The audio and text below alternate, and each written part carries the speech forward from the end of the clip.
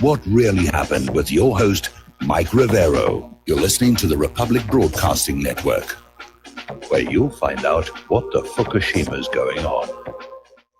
And aloha, America. Welcome to our show today. It's Friday, March 2nd, 2018. Thank goodness it's Friday. Thank goodness it's Friday. Thank goodness it's Friday. We have a lot of stuff to talk about today. The phone lines are open, 800-313-9443. Mike is in our control room, ready to answer the phone when you call on in. And yes, the lovely Lady Claire will be joining us in hour number 3 with her unique perspective on the world here. So let's get right on into it. I was listening to the tail end of Michael Herzog's program about all these obvious inconsistencies with the official story of the shooting down at that Florida high school. And I hadn't heard the one about the bulletproof vest. That really does make you think. Unfortunately, there's been another shooting, this one up at Central Michigan University. It's not technically a school shooting. It's a shooting sort of on school grounds, specifically the dormitory. And apparently there was this shooter, James Eric Davis Jr., who basically shot and killed his parents. They apparently showed up at the dormitories to pick him up because spring break officially begins on Monday, and he just hauled off and shot them. Now, apparently this was triggered by something that happened last night, which they're being very sort of vague about, some kind of a drug incident that resulted in this kid having to go to the hospital. But he was released this morning and declared to be okay, and obviously he was not. And so it's not getting a lot of play because the obvious link to pharmaceuticals is too large to ignore, and the shooter himself is black. And of course, as you know, the gun grabbers like to pretend that the real danger to America is from those white guys, all those white guys out there. Okay, so, and again, a lot of reports are now saying a bad reaction to drugs, but they won't say what kind of drugs. That's the issue there. Story over at Natural News. We posted it before, but we're repeating it again. Every mass shooting over the last 20 years has one thing in common, and it's not the guns. It is the presence of these prescription psychotropic drugs. They're either on them or they're withdrawing from them, and when they're withdrawing from them is really the danger point, because all of a sudden all the stuff that was being suppressed starts coming back. This stuff really messes up your brains. I mean, street drugs are safer than this stuff the pharmacies are putting on out there. Anyway, getting on back to Parkland, as you know, they're trying to sell the official legend that Nicholas Cruz was this dangerous person out there. But I noticed something very interesting in an article that was in the New York Post. And the headline reads, "Alleged Florida shooter appeared to flaunt weapons on Instagram." And basically, he posted pictures of his arsenal. And they had a picture on there. And the tip of the barrel of the gun Nicholas Cruz is holding is orange, meaning it is not a real firearm. Several years ago, when there was a rash of police shooting perfectly harmless, innocent people who had those very realistic airsoft pellet guns, Airsoft started putting orange tips on them, so the police would know immediately it's not a real gun. And you can look at this photo at the New York Post and say, yeah, this is not a real firearm he's holding. It's a pellet gun. And don't forget, Nicholas Cruz was in the junior ROTC program at that high school who trained with pellet guns. May not have even been his, may have just been something the JROTC let him pose with or something.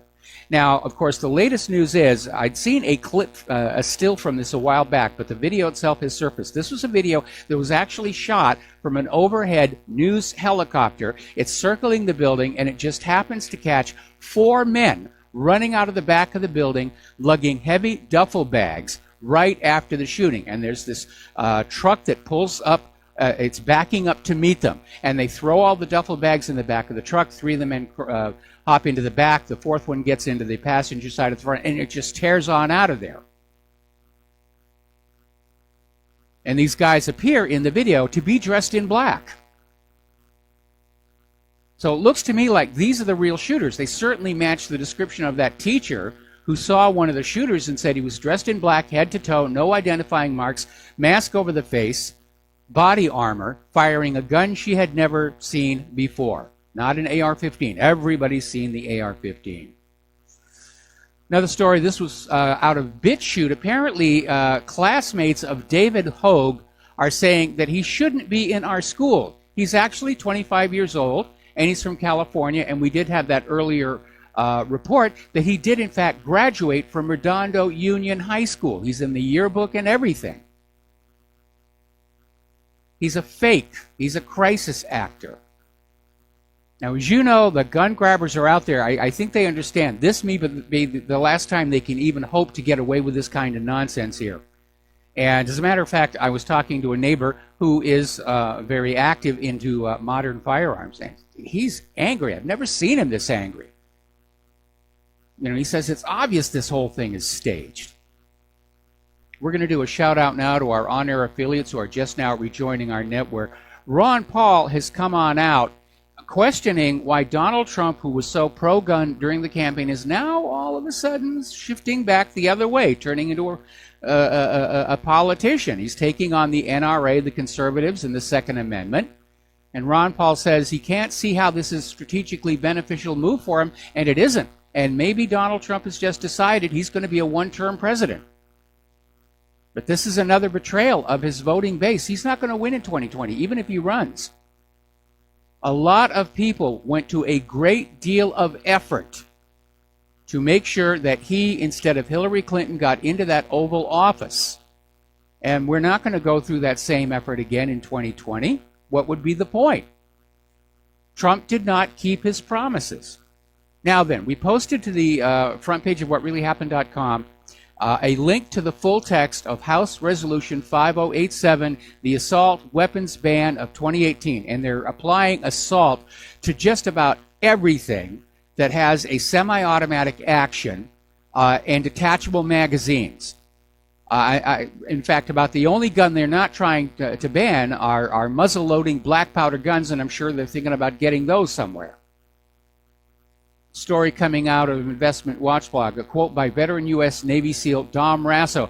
The truth is they want to ban every gun in America. It's just not politically savvy to admit it. So they try and achieve their goals one gun and one accessory at a time. Well, it's not just one gun in this House Resolution 5087. It's a huge list. They want to ban all the AR variants, all the AK variants. They want to ban semi-automatic pistols. They're going for it all. They're going for everything. Now, going on back to the last staged media event to try and ban bump stocks, apparently the Nevada High Court has ended the media ban on the autopsies of the Vegas shooting victims. Unfortunately, because the autopsies have been anonymized, there's really not much to be learned from them. And apparently, the whole legal impasse comes down to the coroner findings about just one victim who's an off-duty police officer. Apparently something about his autopsy had to be kept secret. And there's been a big legal fight. There was a state court judge in Las Vegas that ordered the media not to report on this one off-duty police officer. And it's just been going back and forth. And this kind of stuff tells you right there, there's something being covered up. Because if the shooting was exactly as presented, Stephen Paddock went postal and shot a bunch of people from the Mandalay Bay, there would be no reason to obfuscate the autopsies or cover up the autopsy of an off-duty police officer. All the evidence would fit. All of it would make sense. There'd be no reason not to hide any of it. And yet the fight continues to go on. Now, getting into our domestic politics here, Robert Mueller is eyeing charges against the Russians who stole and spread the Democrats' emails. By golly, he's going to go after those Ruskies who hacked into the DNC email server. What Mueller's trying to do is salvage his failed investigation by indicting people he cannot extradite. So he's generating more Russia-bashing headlines while avoiding the possibility of an actual trial and exposure down the road. Now, to recap, there is no evidence the DNC was hacked by anybody. The claim that the Democratic National Committee emails were hacked by the Russians came from CrowdStrike, a security firm hired by the Democratic National Committee. And later on, they withdrew their claim about Russian hackers after other computer security experts questioned their methodology. So there's zero evidence to support the claim of Russian hacking. Now, an analysis of the metadata on the files showed that the files were copied far too quickly to have been copied over the internet by anybody. They were copied to a high-speed flash drive and walked out of the DNC, with Seth Rich being identified as the probable leaker. And according to Ed Butowski, Seth Rich's father confirmed that Seth Rich was the WikiLeaks leaker. So that's where that's going on. And of course, Seth Rich was silenced. And speaking of silence, I want to do a little flashback to 2008. Mike Connell was the computer mastermind behind the numerous election frauds run by Karl Rove, was in court ordered to testify before a judge about what he knew about election fraud in the 2008 election. A few days later, he died in a plane crash. Oh my goodness, he should have been smart enough to know not to get on those things. So, we really do have a criminal government. They're operating like the mafia. You know, you do what we say, we're going to put a horse's head in your bed or something. We'll put the horse's rear end. We ran out of the heads. We got to economize here. Article coming out of Zero Hedge. Russiagate is revealing some alarming truths about America's political and media elites. And this is one in a long series of articles from multiple sources saying that this fixation with Russia has reached the stage of a mental illness. It's obsessive, compulsive, paranoid behavior. And there's nothing to back it up. It's just, we want to hate Russia just because we want to hate Russia. One of the big talking points that we get from all these Russiagate people out there is saying, well, it's just the Soviet Union in a different wrapper. Putin has brought back the Soviet Union. No, he hasn't. First and most important, the Soviet Union was a dogmatically atheist nation. And Putin is a Russian Orthodox Christian. And Russia today is a Christian country. Putin has a personal confessor. Second is the economic difference. The Soviet Union, faithful to its core beliefs, took ownership of the means of production and forcibly collectivized many of the farms. The Soviet Union did not believe in market forces at all. In fact, for much of its history, its professional economists were completely ignorant of how Western economics worked. And today, the Russian economy is tending more toward capitalism, probably more so than ours, which is trending down toward fascism. Third, the Soviet Union was a totally despotic tyranny. And today, Russia certainly is moving toward more and more democracy. They have their legal problems, their political problems with their oligarchs and the corrupt, same as we do. But no, the new Russian republics are not the Soviet Union. So don't fall for that one. Now, here's an interesting little story. There's been a new aspect surface regarding Hillary's Uranium One deal. Now, of course, you all know the core issue, that Hillary Clinton worked very hard to grease the rails for Russia to acquire mining rights to 20% of the United States uranium, and millions of dollars poured into the Clinton Foundation. So far, so good. Here's the part that's just come on out. In mid-2011, with the Uranium One deal completed the previous October, all of a sudden the EPA starts shutting down other parts of the nation where uranium can be mined, such as north of the Grand Canyon, for environmental reasons.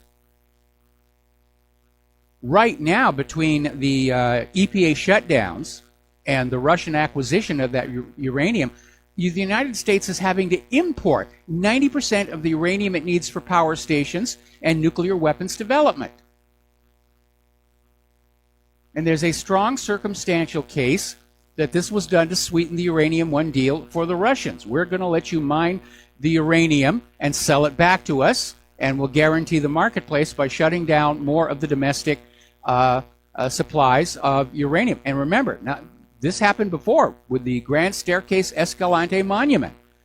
President Bill Clinton declared large chunk of Utah, the Grand Staircase Escalante Monument, which included Utah's deposits of low sulfur coal.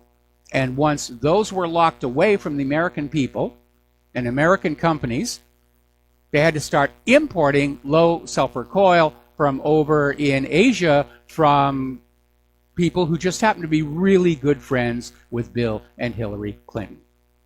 So you see how this is all working? It's monumental amounts of corruption.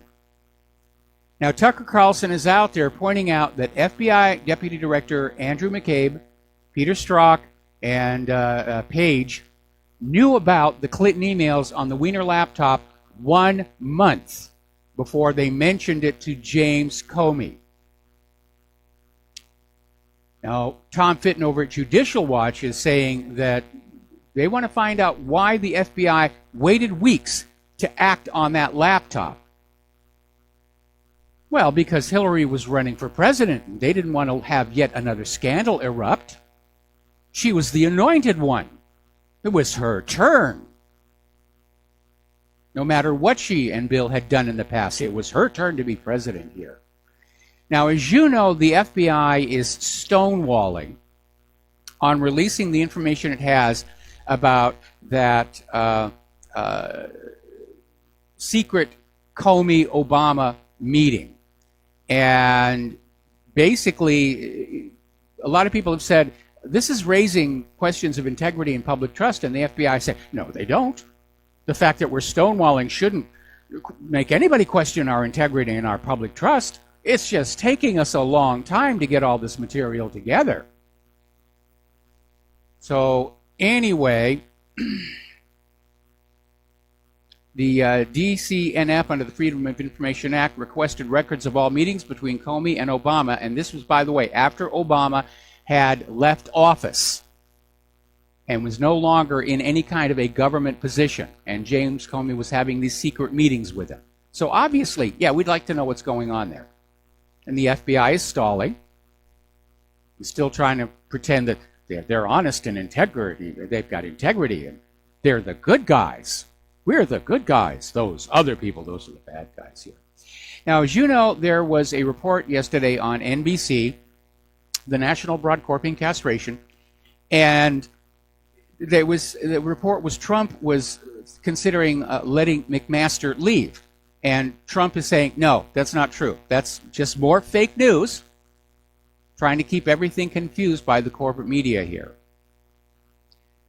So let's turn over to the war zones. There's a lot going on over there. The Syrian government, of course, continues to deny accusations of using chemical weapons based on the fact that they surrendered them all under international inspectors in that deal brokered by Vladimir Putin.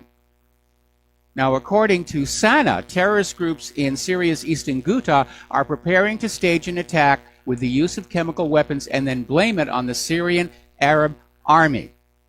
Now, according to the source, speaking on condition of anonymity, doesn't want to have his head cut off, the leaders of such groups as Tahrir al-Sham, Falak al-Rahman, and Arar al-Sham have received instructions from the United States, the United Kingdom, and its allies to use chemical agents near the front lines with the Syrian army, as well as to deliberately target civilians and then accuse Damascus of those actions. So they're back to this Assad is gassing his own people again.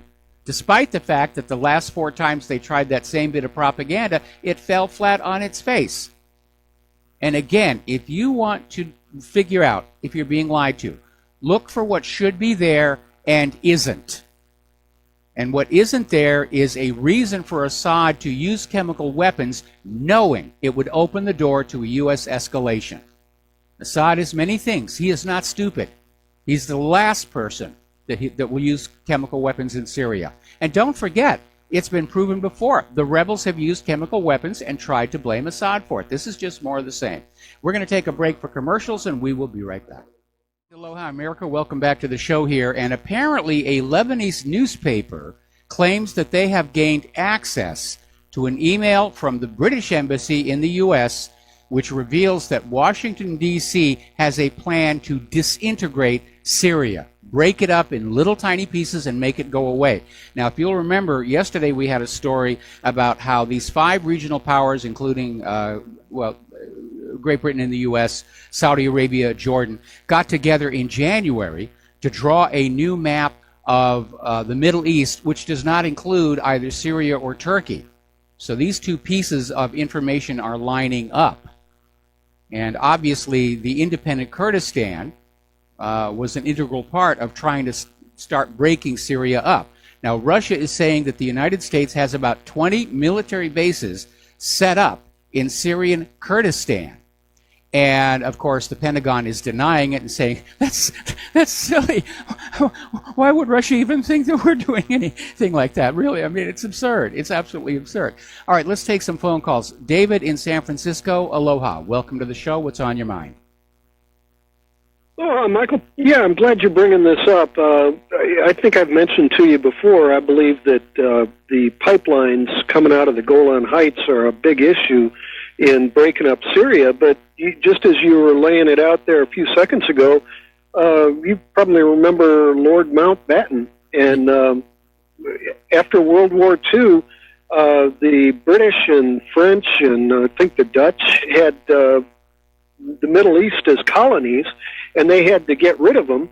So they drew the lines of the very nations that are there today, and they did it in such a way that they guaranteed that there'd be war there. And so this has all been a setup so that the colonies could be reestablished, and they'd be able to say, see here, we had a tolerant regime, and you know, these people can't handle life on their own. We'll just have to come back in as colonizers. You remember Mountbatten and yeah, I his remember whole that. development of... I remember a story that Mountbatten actually let his wife do some of the drawing of the borders. Oh, there were, yeah, they say up in Kashmir they got bored or drunk or something, and they gave one set of borders to one map to the Indians and another map to the Pakistanis, and so they've been fighting over those 2 different drawings for 70 years now. And the idea that you know, the United Nations has allowed these lines to be tolerated. But the other angle I was going to bring up was divide and conquer. If each of these different countries, you know, as disparate as they are, have to set their own price for oil, then if the countries get broken up smaller and smaller, then the oil companies are the ones that make out like bandits. Because Absolutely. a small country can't bargain. Yeah, a small country can't bargain like a big one can. And so it's always been a divide and conquer scheme for these oil boys. It always has been, and even the larger countries, if they don't play ball with the oil companies, they get invaded. That was the motive. That was the real motive behind the invasion of Afghanistan, was that oil pipeline right-of-way. And Afghanistan wanted to charge a fair market price for the pipeline right-of-way, and the oil companies said, no, we don't want to pay that full price. It's cheaper to invade you. Plus, of course, you had the CIA wanted access to all that opium. Sure. And you remember the name of that company that wanted the pipeline across Afghanistan? Well, it was actually a consortium of oil companies, one of which was Unocal, and their representative to Congress pushing for regime change was Hamid Karzai, who became the installed U.S. puppet ruler after the invasion was over. Sure, but it was Enron, too. Enron had a plant, trying to think if it was the spring of 2001, Enron was going operational with a gas-fired power plant in India, and it was 4 times more expensive than the current price that they were paying for electricity. And India said, why in the hell would we even bother tolerating 4 times an increase in power prices? And that's when Colin Powell met with the Taliban down at Bush's ranch in Texas and told them, if you don't allow this pipeline to go through, we're going to give you have a choice of a carpet of gold or a carpet of bombs. Yes. And so that Enron pipeline, just like you're saying, So, yeah, the phoniness, one last thing. I remind people it's genieoilgas.com, and that's the oil company that has the Golan Heights. It's Dick Cheney's company with Rupert Murdoch and Rothschild and Bill Richardson and a whole bunch of the crossover of Democrats and Republicans and warmongers who have the fracking rights for the Golan Heights. And their business plan, Genie Oil Gas, look it up in Wall Street Journal and whatnot. Yeah, they want to put a pipeline. They're all dealing in across Syria. stolen merchandise. They're acting as fences for stolen merchandise because Israel doesn't own that oil and gas. Syria does. Anyway, Sure. David, Yeah. we got to take a break for commercials. Thank you very much. Appreciate it. We're going to let you go. We'll be back with another phone call after these few words. And aloha, America. Welcome back to the show here. And before we get to the next phone call, there's a breaking story just coming on in. Apparently, according to Catherine Herridge, Devin Nunes has asked Attorney General Jeff Sessions to open a criminal probe into the FBI's behavior regarding the FISA application based on unverified information. It looks like the FBI may have violated criminal statutes as well as its own supposed internal guidelines by using unverified information. So apparently Nunes is starting to put information on Sessions to launch this criminal probe, and I'm sure that Sessions is going to get up there and say, yes, we'll take a really good look at it, and I promise we'll look at it really closely. I'm sorry, did I drift off again? Okay, let's take another phone call. Dustin in New Jersey, aloha. Welcome to the show. What's on your mind? Yeah, Jeff Sessions is not going to do crap. Nope. Everybody knows it. Nope. Mike, it's already March. Nothing's happening. Nothing's being fixed. Absolutely nothing. I mean, I voted for Trump, but where's all the original people he should have brought in? Hope Hicks left, the former teen Ralph Lauren model who carries a $1,800 Louis Vuitton bag around. Hillary Clinton carries around a $2,500. Look, folks, these people are living in a bubble. They're an oligarchy.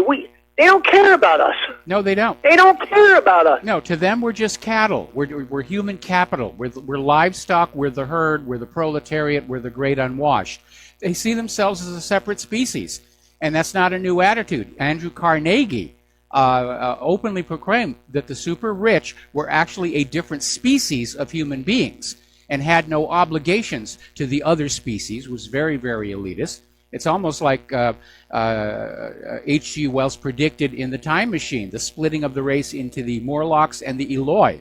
And it does seem to be happening. But you're right. They're oblivious to how their behavior harms other people around them. And I'm disappointed in Trump. For your listeners, we are the Eloi. Unfortunately, yes. And it's one of the reasons I lost weight. I'm going to be less appetizing to the Morlocks if I nothing but skin and bones. I'm very disappointed in Trump, and I've said it many times before. Trump's biggest mistake coming into the White House was wanting to be magnanimous in defeat and keep all these Obama holdovers in his naive assumption that because he was now the boss and effectively signing the paychecks, that the staff would be loyal to him, which is how it works usually in the world of business, but that's not the way real politics inside the Beltway works. And he should have known it, and his advisors failed him by not saying, you need to just clean it all out and bring your own people in, people from outside the Beltway, people not tangled up with all this drug money corruption coming out of the CIA and the Clinton Foundation. But there's a report now, Hope Hicks is going to sign a $10 million book deal. These people don't go to Washington to help you. They go to Washington to make money. Yes. And screw the American people. And screw the world. And it's not just here, Mike. It's the UK and France and Germany. It's all over the world. It's just this oligarchy. And, Mike, the morale. Trump crushed me, Mike. I'm a Democrat. I voted for Trump because, this is all we got left was Trump and Hillary. Yes. What's there left, Mike? What's there that's left that's going to give us hope now? No, I mean, the whole system is falling apart. We're seeing exactly the same degree of corruption and factionalization that we saw in the former Soviet Union just before it fell apart. And one of the things that has become very obvious to me is the deep state, the institutional Washington, D.C. government, so loathes Donald Trump for being an outsider that they're ignoring him. And that's why our domestic and foreign policy is so badly fragmented. Nobody is there to set a consistent policy anywhere. Everybody's just going on off and doing what they think is best or what their particular sponsors want them to do. Yeah, do you think there's going to be an infrastructure bill? I don't think so. I just don't. I don't think the wall's going to be really built. I don't think there's going to be infrastructure bill. I just even think what they're it's a talking joke. about, the amount of money that they're talking about putting into the infrastructure, it's a drop in the bucket. That is how badly our nation has been allowed to decay. Everything is focused on the war. And at some point, I'm sure we're going to, the next time there's a major escalation, the government's going to say, look, we're going to have to defer maintenance on the roads and the bridges and the rails just a little bit longer, and we're going to have to cut Medicare just a little bit more, and we're going to have to raise taxes just a little bit more because there's a war on. There's a war, and you've got to stand with the government when we're off to war. And because that's what happened back in 1907 and 1929. But it's a very different American people right now. And I think the U.S. government as a whole is not only self-absorbed and sociopathic, I think they're very much out of touch with what's really going on in the minds of the American people. And what really scares me, Mike, is the trade war. Because, currency war, trade war, world war, we can't win a trade war. We don't really make anything. You're going up against a global trading cabal now, and I agree with Trump. We need to bring factory jobs, but this just scares me because, these things tend to get out of control, and I think George Bush tried to do a trade war back in 2000, whatever, 2? Yes, he did. Whatever, It didn't work out very well. It pretty much, it flopped. We can't win. We're not the engine of growth anymore, people. 85% manufacturing is from China. They are the engine of growth. I know people don't want to accept that, but that's the fact. We won't win a trade war. We won't. No, we won't. It's just another excuse to make stink face at Russia and China, to build the case for a war, because the U.S. government sees itself as dominating the world. Remember, we talked about that general was testifying before Congress and said that Russia is interfering with the United States domination of the world. And I just want to mention remember all those Amtrak accidents? We got rotting rails. Yes. Basically infrastructure in this country. But China's got the high-speed rails, 11,000-mile kilometer rail lines, and, they're building stuff, people. They're building they stuff are. in Nigeria. Those bullet trains are amazing. But they're in Africa building stuff, and all we're doing is setting up bases. We're not, win them. You win them with candy, not bombs. And Well, we don't have I any think candy. Yeah, that's a shame, Mike. All right, thanks, Mike. Have a good show. All right, thanks an awful lot. We're going to switch over here to Robert in London. Aloha, Robert. Welcome to the show. What's on your mind? Yes, hello. What's on my mind? Yes, the Anglo-Saxons. Can you speak a little bit louder because we've got a bad connection? Did we just lose him? I think, okay, I lost it. I was right. It was a bad connection. Okay, getting on back here to the news. Now, this is an interesting development. The Iraq parliament is now demanding a timeline for the withdrawal of the United States forces and their allies. They want to say, look, there's no more war here. ISIS and Al-Qaeda are gone. You need to leave. And this may have been in response to the declaration by the United States a few days ago that they intend to remain in Iraq and Syria indefinitely. They're going to garrison them, like the ancient Roman Empire. And the Iraqis want the Americans gone. Yankee, go home. So do the Syrians. So this is going to lead to another. What is the U.S. going to do? Claim that the new government of Iraq has weapons of mass destruction?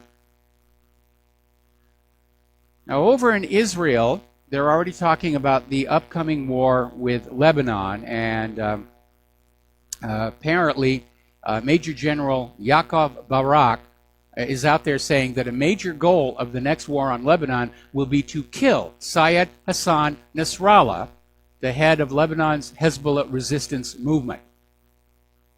So they're personalizing the war. They're going to go on in, they're going to get him. Now, there's a video that came on out. The video is actually from 2016, but what's really interesting is the former head of Mossad is asked about Israel's medical aid to the terrorists in Syria, and he says it's perfectly okay for Israel to offer medical aid to Al-Qaeda because, to the best of my recollection, they have not attacked Israel, which a lot of people have gone to pains to point on out. Al-Qaeda is attacking everybody but Israel. They've got to be buddy-buddy, at which point Israel stands up and says, "You anti-Semite, how dare you even say that?" So, anyway, they're back to saying it's a war on terror. It's a war on it. A noun. Now, Catherine Shackdom, who's a political analyst, is out there saying Saudi Arabia's use of hunger as a weapon of war and its targeting of civilians are indications to the very nature of Saudi Arabia's intentions in Yemen. And basically saying that Saudi Arabia is following along the same methods as the Nazis did, targeting of civilians and mass starvation. Now, over at Press TV, they have an article quoting a Yemen rights group saying that the United Nations is an utter and abject failure regarding Yemen. And many other poor countries are concerned it has become more or less dominated by the Security Council, and the Security Council is dominated by 3 prominent members who bully everybody else politically and diplomatically. This is Human Rights for Yemen Director Kim Sharif. And it does seem to be that way. Certainly the United Nations is unable to rein in its rogue children, the United States and Israel. All right, let's take another phone call here. Don in the Philippines, aloha. Welcome to the show. What's on your mind? Hello, Mike. Yes, you're talking about Donald Trump. Looks like he's going to concede, make a small concession on gun control. I think he said something about do away with the, what do they call those things that make it act like it's a automatic weapon? The bump yeah, stock? He's already signed an executive order banning the bump stocks. And it's... Yeah, well, you know, that thing is, yeah. that's a minor concession. Nobody uses that anyway. That's true. So what Trump is doing, every president does the same thing. I think they call it triangulation. They go, once they're going to run for re-election, they go against their base, and they're trying to head towards the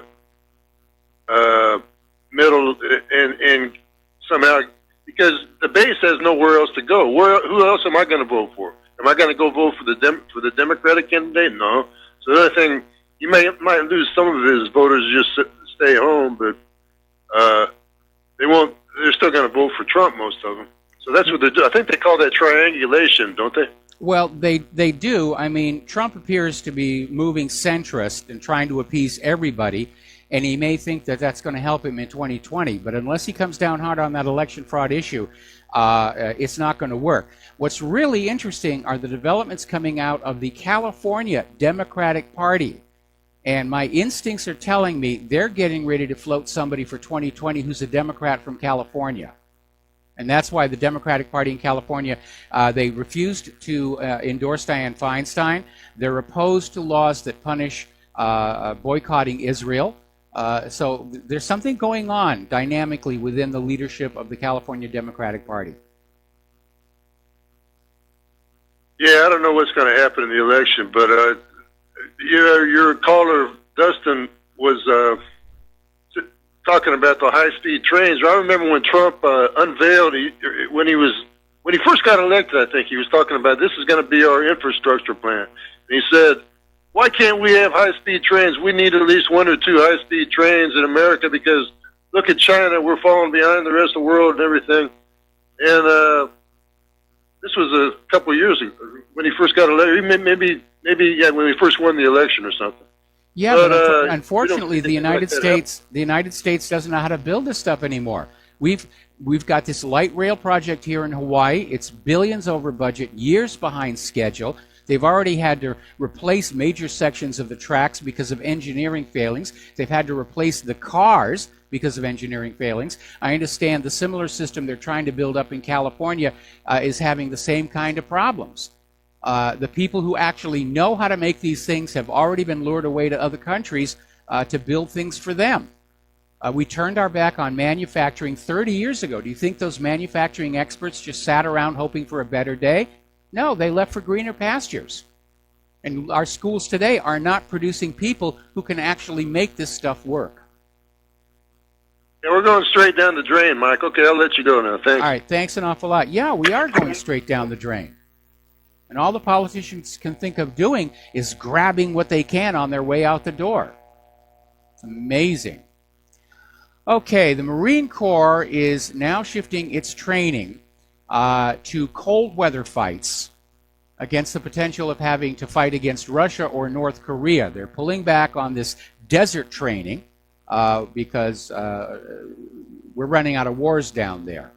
And they're going to start training for cold weather, which is actually a much harsher environment than the desert. I know most people wouldn't think that, but most people's experience of snow and ice is a trip to the local ski resort and then back to the ski lodge for a hot chocolate and a sit by the fire. Actually having to live out there in the winter conditions constantly, that is very, very difficult.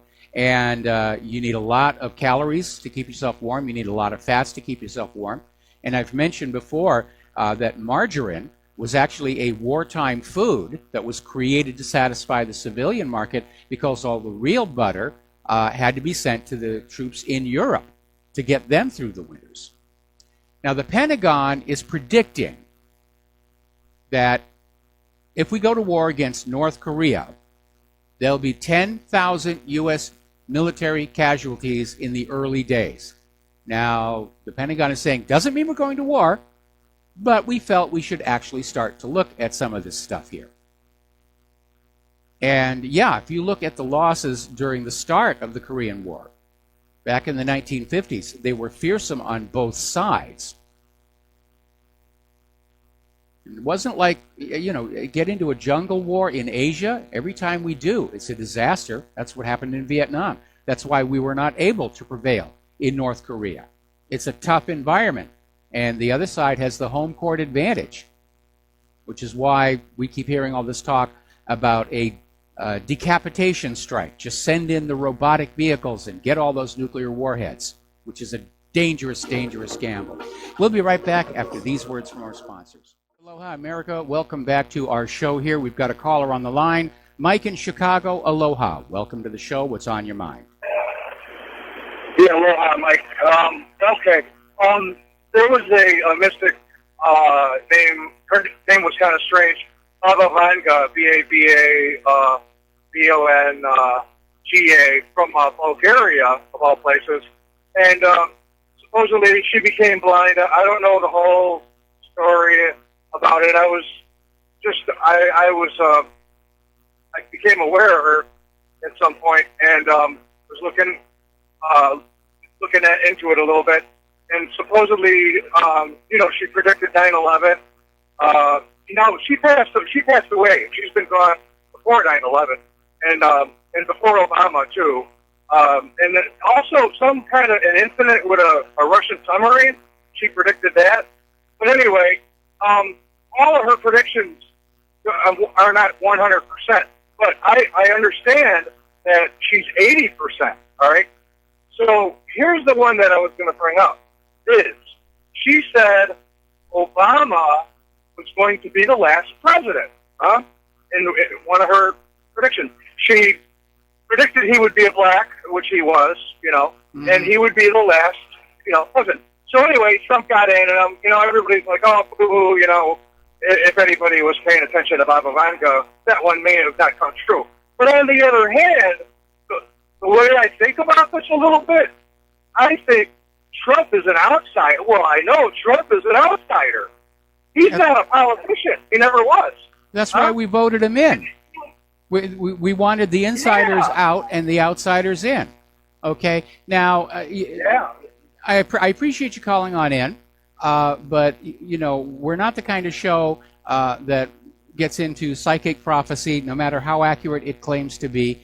And so I'm going to thank you and let you go here, and we're going to get back to the news because we're kind of short on time, and we've got a lot of stuff that we need to get to before the Lady Claire gets on here. Okay, so now, getting on back to the Koreas.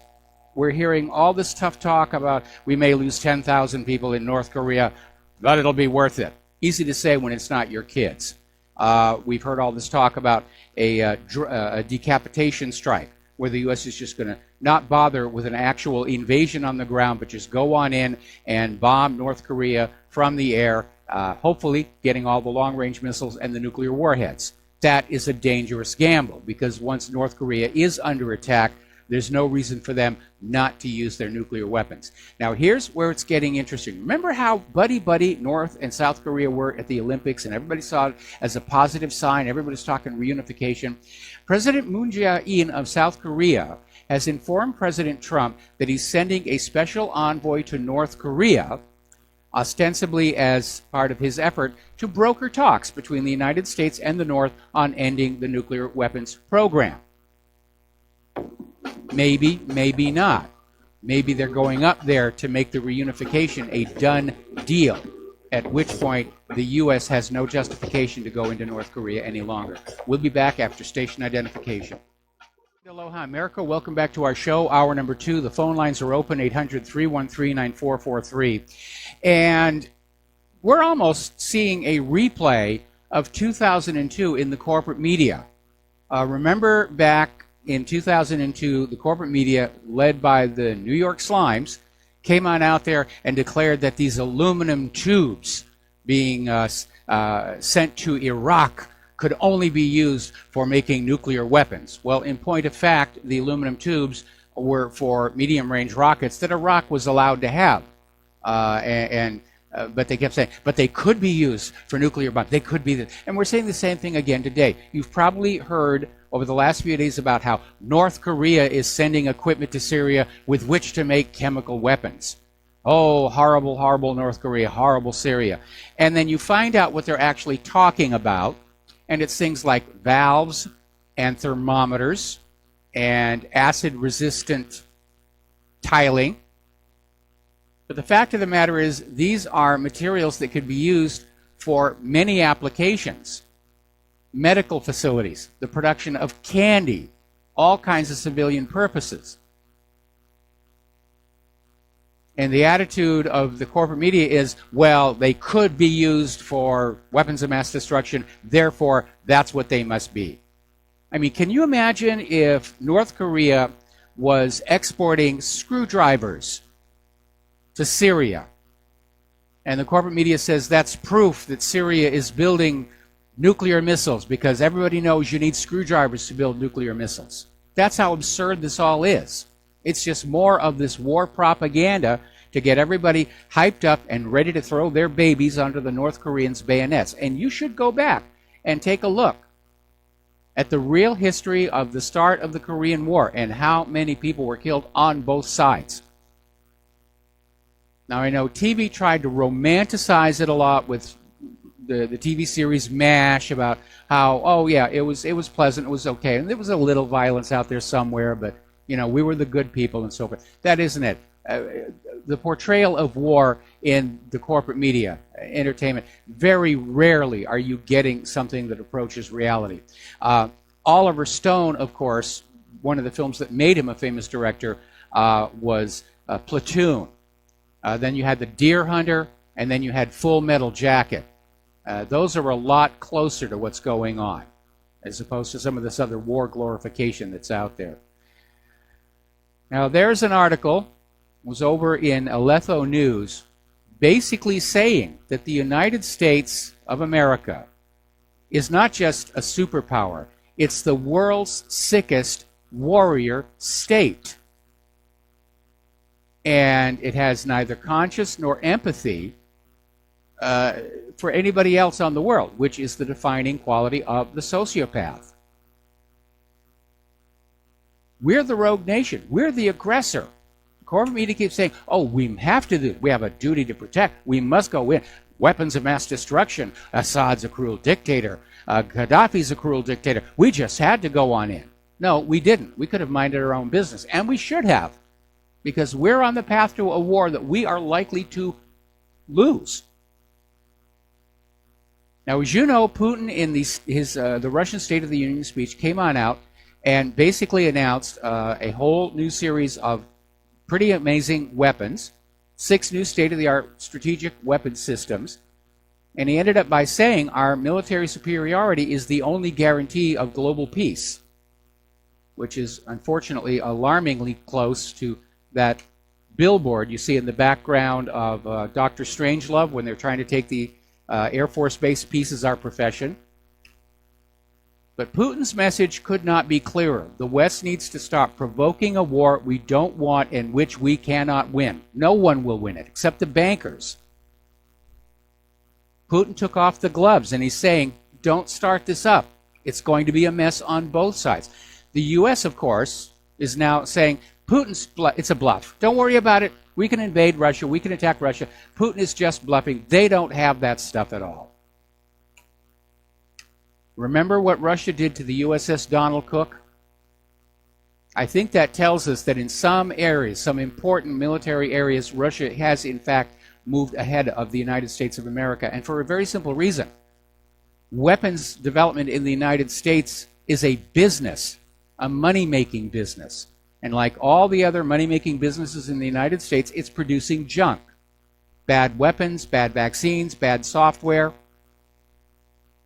It's all about the money. In other nations like Russia and China, although they do not spend anywhere near what the U.S. government does, they seem to keep coming up with weapons that really do work. And looking at how Russia's weapons did work in Syria, I don't think we should dismiss the possibility of what they have.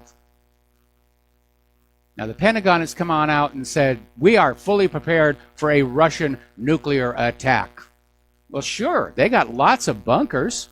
They'll survive a nuclear war with Russia. For the rest of us, well, I guess we're on our own. Really. We're not ready for war. That new Satan II missile is fitted with those maneuverable reentry warheads. And we don't have anything that can take those out. Over at Failed Evolution, they're saying this is the most dangerous moment in the U.S.-Russia relations. And it points out about how earlier efforts to partner with Russia have been killed by the war machine in this country. They want the war because they'll make money. And it doesn't matter if several dozen American cities get blown up. They'll just get the contracts to rebuild. The bankers will be happy. The nations will be plunged back into debt. The defense contractors, they're going to be making money, replacing all the weapons that have been used up in the war. And they don't care how many millions of people have to die. You know, a while back, I wrote an article called Majestic Memories, and I think on the next break I'm going to put it up. And it's based on the Jim Carrey film, Majestic Memories, where he loses his memory and winds up in this town. It's a little small town that was just absolutely eviscerated by the war. And I identify with that because I had the same thing when I was growing up. I grew up in New England farming country in a little tiny town. And yeah, this was the 1950s, and the scars of World War II were still there. And the United States may have said, yes, we won that war. But for the people who survived and were living in those towns, they lost. They lost their husbands. They lost their brothers. They lost fathers. Victory is something that is reserved to the highest levels of government and finance. For everybody else on both sides, victor and vanquished. they lose and they suffer, and it's going to happen again. We're going to do a shout out now to our on-air affiliates who are just now rejoining our network. Interesting little story. Speaking of the horrors of war, this is out of Live Leak. Apparently, Poroshenko over in Ukraine has squandered billions of dollars in corrupt and now crumbling infrastructure projects, and along with the huge costs of the war, $16 billion.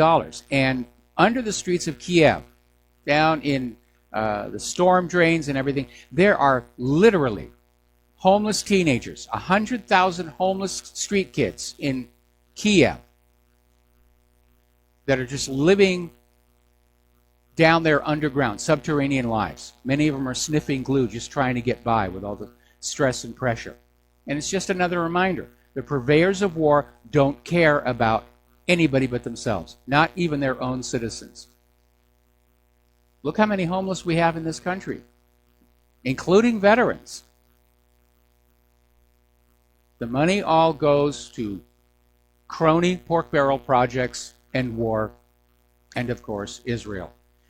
Now, China has finally acknowledged that the U.S. is driving the world toward a global war, and so they're ramping up. They're building weapons as well. Since 2000, China has built more submarines, destroyers, frigates, and corvettes than Japan, South Korea, and India combined. And to put this into perspective, the total tonnage of new warships and auxiliaries launched by China in the last 4 years alone is significantly greater than the total tonnage of the French Navy. China is going to be a major Pacific Ocean power. So I'd better get on back to those Chinese language CDs, I think. Meanwhile, China is warning of heck if Trump signs the Taiwan bill. And basically, Chinese state media have warned that China may go to war if Donald Trump signs into law a bill that seeks to improve ties between the United States and Taiwan, a self-ruled island that Beijing considers subject to its sovereignty. This has been going on for a very, very long time. Now, the U.S. Senate unanimously passed the bill, the Taiwan Travel Act, on Wednesday. The proposed legislation would allow high-level Taiwanese officials to enter America under respectful conditions to meet with U.S. officials, and American officials from all levels would be allowed to travel to Taiwan to meet their counterparts there. Now, China, which expects countries to adhere to the One China policy, has expressed dissatisfaction with the bill. So again, Trump is provoking China, along with sailing the big argument over the islands in the South China Sea. This is a clear provocation. I'm starting to think the economy is not going to hold together for more than another few weeks, looking at how hard the U.S. government is trying to get a major war with a major power going. Russia, China, they almost don't care. They'll go to war with Liechtenstein if it'll get them off the hook for the economy. And we really shouldn't be thinking about going to war. We already know about all these very expensive and not very good weapon systems here built by the U.S. The Independence class, Littoral class combat ships, they're going to just cancel the programs and go back to the drawing board. They can't get them to work. Serious corrosion problems on the Independence class, drivetrain problems, chronic drivetrain problems on the Freedom class, chronic drivetrain problems on the Zumwalt stealth destroyer, had to be towed back to port. We've all heard the problems with the F-35, the F-22. They make a lot of money. They're not very good. And now we're looking at this story out of Natural Blaze on how the United States is facing a security crisis because 71% of military-age Americans are too sick to join the military. This is a study by the Heritage Foundation, and it says 71% of young U.S. citizens are ineligible to serve in the military due to health problems, lack of physical fitness. Around 1/3 are too obese, along with hearing and eyesight problems, asthma, and mental illness. And the asthma and the mental illness are probably traceable back to pharmaceutical products. Those pharmaceutical products have literally poisoned our Army, or poisoned the kids who might be the Army. We don't have anything to fight with except the nuclear missiles, and that's what really worries me.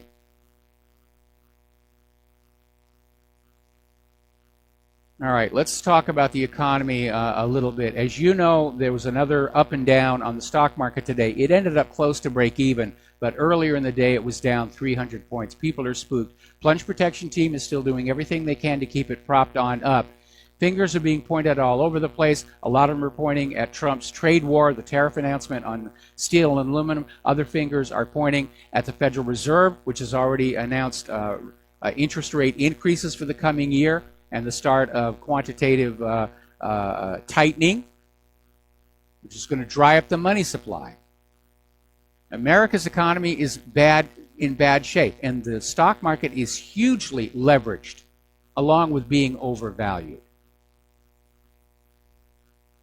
Now, Donald Trump, yet another provocation, has extended the Russia sanctions for another year, basically because of the crisis that's going on in Ukraine. Apparently, in January, Trump added something like 21 more individuals and 9 companies to the list. And they're out there saying this is because of that crisis in Ukraine, ignoring the fact that it was the U.S.-backed coup against the legitimate government of Ukraine and the installation of the puppet ruler Poroshenko that created the crisis. But that's the way the U.S. operates. Go into a country, mess things up, then step on in and say, well, we're here to clean up this mess. Now, Wells Fargo is in hot water again. Normally, when you have a problem with your account, like a counterfeit check or unauthorized withdrawal, a bank is required by law to investigate whether criminal activity has occurred. Wells Fargo, it turns out, is a whistleblower, a former employee. Wells Fargo would simply close the account and drop the customer, which means the customer, if they've been harmed by fraud, they have no recourse. They're no longer a customer of the bank. Wells Fargo's just cutting them off and saying, too bad, not our problem. Mexico's oil industry is in problems. Pemex suffered an $18 billion loss. Meanwhile, the U.S. is getting ready to throw more sanctions onto Venezuelan oil because they're very upset over the petro. And they want Venezuela to go back to being a slave to the U.S. dollar. And Venezuela understands being a slave to the U.S. dollar for all these years is what put Venezuela in this mess. Now, over in Iran, if Trump unilaterally pulls out of the P5+1 deal, this would actually cut off more markets for Iran. They would basically see a drop of 500,000 barrels per day in oil sales if Trump ends the deal.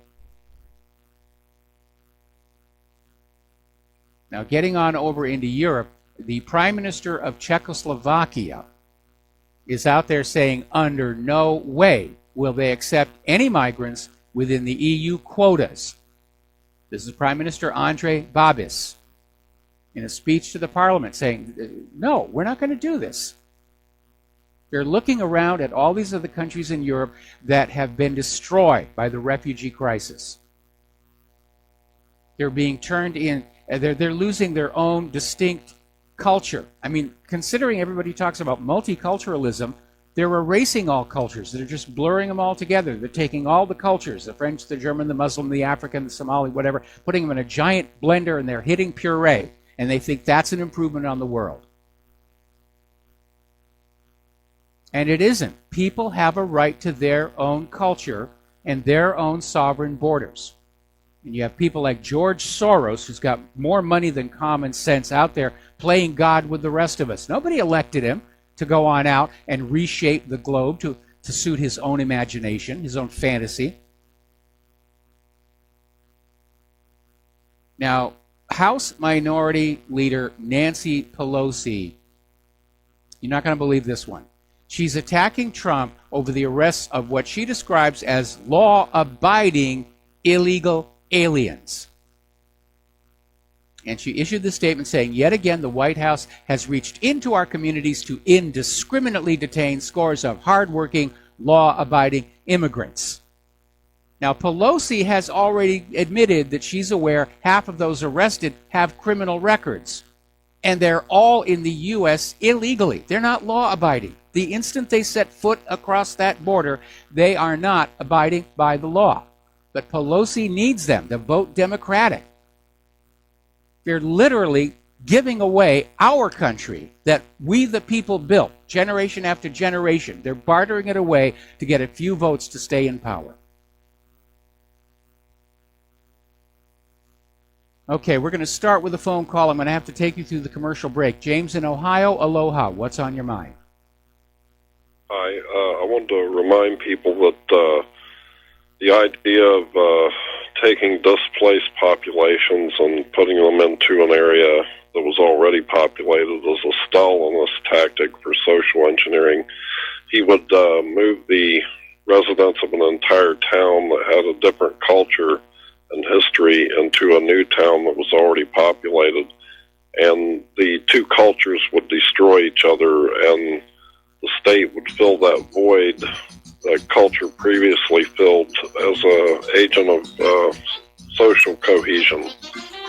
Yeah, you're absolutely right. It's a very communist thing to do, and that's what they're doing to Europe, and that's what they're trying to do to the United States. Anyway, James, do you have anything more? Yeah, I want to thank you for being polite to people you disagree with. All right, well, thank you very much. We're going to let you go. We got to take a break for commercials. We'll be right back. And aloha, America. Welcome back to the show here. And again, if you want to help Republic Broadcasting stay on the air, if you want to keep on finding out what's going on behind the facade, the matrix of the corporate media, now's the time to send in whatever you can. And the postal address to send a check or money order, or if you prefer to stay anonymous, you can even send cash. It's Republic Broadcasting Network, 2251 Double Creek Drive, number 302, Round Rock, Texas, 78664. If you wish to become a recurring subscriber, the phone number is 800-724-2719, extension 03. We're coming on down to the wire here. I'm sure you feel it as much as I do. We're on the cusp of a major global war. And the only thing that's going to stop it is if the American people find out that it's just another big banker money-making scam. It's not for glory. It's not for the deities. It's not for justice or honor. All wars are about acquisition of wealth, whether it's land, trade routes, resources. That's what war is all about. By the way, over the break, I did post Majestic Memories, and I also put up Mark Twain's The War Prayer, which is one of the most powerful anti-war statements ever made. And the interesting story about that is Mark Twain wrote it very late in life, and he entrusted it to his friends, and he said, that cannot be published until after I'm dead and gone, because I've told the truth in that, and in this world, only the dead people can tell the truth. And so it was published posthumously. It's even actually been made into a small series of short films. A lot of people do it as readers' theater. It's a very powerful piece here. Now, I'm looking at that storm that is just pounding New England, and I've been trading emails and texts with my family members back there, and they're saying it really is bad. A lot of wind, a lot of snow coming on in, a lot of snow out there in the Pacific Northwest. I'm waiting for the PC people to stand up and say, you know, all that snow is racist. It's white. We can't have white snow. We need colored snow. Over at 12160.info, they have this very bizarre story. Apparently, 2 professors at San Diego State University have decided that people who want to buy fresh, organic food from local farmers are being racist. And these 2 professors, Pascal Wassart Marcelli and Fernando J. Bosco, who are geography teachers, are trying to connect whiteness to farmers' markets, basically saying that farmers' markets are an example of an environmental improvement that leads to gentrification. And farmers' markets are exclusionary because of the fact that some people who live in the area may not be, may not be able to afford the food, and feel excluded by these new spaces. This is pure communist socialistic thinking. We can't let the farmers markets exist because some of the people there can't afford it. I mean, it really is out of control. And this one is even better. Apparently, at the Community Park Playground in Corsicana, there was a statue of a gorilla. The kids loved it. And the city basically took it down because somebody came in and said the gorilla was racially insensitive. And there was a huge public outcry. And the good news is the city reversed the decision and put the statue back. But I mean, that's how ridiculous it is. Next they're going to say it's time to exterminate the polar bears because they're white. And that's racist. Those global warming people, they want to save the polar bears. They've got to go. They're all a bunch of racists. We don't hear them talking about saving the brown bear or the black bear. It's always the polar bear they're obsessed about. It really is getting very, very silly. Now, back to the gun-grabbing nonsense. Over in Seattle, there has been a recent increase in home invasions. Armed robbers breaking into homes, tying up victims, hitting the victims, robbing them blind. It's becoming an epidemic, and yet the Seattle police don't believe the public is at risk, and therefore you don't really need any self-defense mechanisms such as firearms. The Seattle police will keep you safe, just like those Broward County sheriffs did down there in Florida. Just remember, when seconds count, the police are just minutes away. Actually, the average wait time on this country for a police response to a 911 call runs about 13 minutes right now. So, no, the police are never there when the crime is being committed. Okay. Now, here's an interesting story. New Hampshire's, the New Hampshire House, rather, has just passed a bill that would prohibit police sobriety checkpoints. Now, given what I know about traffic patterns in New Hampshire, I don't think the goal here is to cut the drunk drivers any slack, but to avoid the traffic jams that result. We're going to take another break for commercials, and we'll be right back after these words from our sponsors. And aloha, America. Welcome back to the show here, and got lots of stuff to talk about here. Do you remember that Navy SEAL who claimed that he killed Osama bin Laden at Abbottabad? And he got a lot of media fame. He was the media darling. Yes, we got Osama bin Laden, although we all know the real bin Laden died in late 2001 of natural causes. Well, apparently this Navy SEAL has some ghosts because he got onto a plane Sunday, and apparently the flight crew decided he was simply too drunk to fly. And he was, in fact, the flight attendants described him as sloshed. And apparently he called an airline employee a vile name and became belligerent. And then he passed out in his seat and was removed from the aircraft. Now, let's talk about that winter storm. I want to get into this before we get to the top of the hour here. Huge storm hit the Northeast, coastal flooding, wind, and heavy snow. And as I said before, I'm in contact with my family that are back in that part of the country. It's really bad. I've got readers of the website who live there, especially along the coast. They're sending me these unbelievable photos of this powerful, powerful surf. And the Weather Service is calling it a life and death situation along the coast. Meanwhile, in Europe, they're still in the grip of record-setting cold weather, record snow and cold in Croatia, for example. And apparently up in Amsterdam, the canals are freezing. And, of course, people are getting on out. They're getting their ice skates, and they're skating along there. Apparently, over in the Blackfeet Reservation, Montana, Hart Butte and Browning, reeling from a record snowfall there. Heavy snow is already blanketing upstate New York, much more expected today. Buffalo set a new all-time snow record. It is really coming down. But the Carbonazis are not giving up. The carbon Nazis refused to get up. Story coming out of the Washington Compost for the second year in a row. February was among the top 3 warmest on record in Washington. And a lot of people said, how can that be? We had all that snow. And the Washington Post literally came out with an article saying, well, somebody made a mistake measuring how much snow there was. And there really wasn't as much snow as anybody thought, okay? So that's what happened to that. Well, if they made that kind of a goof measuring the snow, how do we know they're not making that kind of a goof measuring the temperature? Especially because they continue to take the temperature over at the airport, surrounded by jets belching out burning kerosene.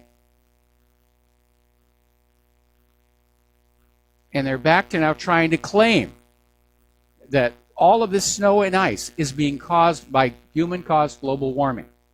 Back in 2000, they were saying that human-caused global warming meant there would be no more snow and ice. Snowfalls are now a thing of the past. Future generations are going to have to describe to their children what winter was like. No, we don't. It's out there, right outside the window. But it's almost like they do with Russia. Whatever happens bad, Russia's to blame. Okay, dry cleaner lost my shirt, it's got to be Vladimir Putin. Car was stolen, had to be the Russians. Claire hurt her back, oh yes, it was a Russian plot. Same thing with the global warming people. It's getting warmer, global warming. Getting colder, global warming. Staying the same, it's global warming. It's amazing. Now, as you know, I was talking earlier in the week about this amazing documentary called Atomic Homefront, which is still running on HBO. And it turns out there's a happy ending to the story, sorta, kinda, maybe.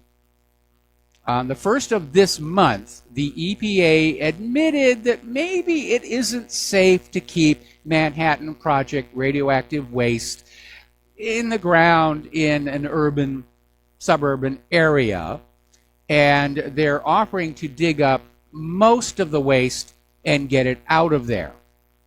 And then they want to cap it on over. And as we already know from Fukushima and Chernobyl, caps do not work. So it's being hailed as a compromise decision because it's only going to cost half as much as what the families in the area wanted, which was complete removal of all the radiation and voluntary buyouts for those families who wanted to leave the area, buy their houses at the full market value, because the real home prices have been cratered ever since this got on out. Nobody wants to live there. The sad reality, though, is the entire area is contaminated, especially down that Coldwater Creek. There is no real way to get it all out unless you dig up the entire city and truck it away to a nuclear waste disposal site.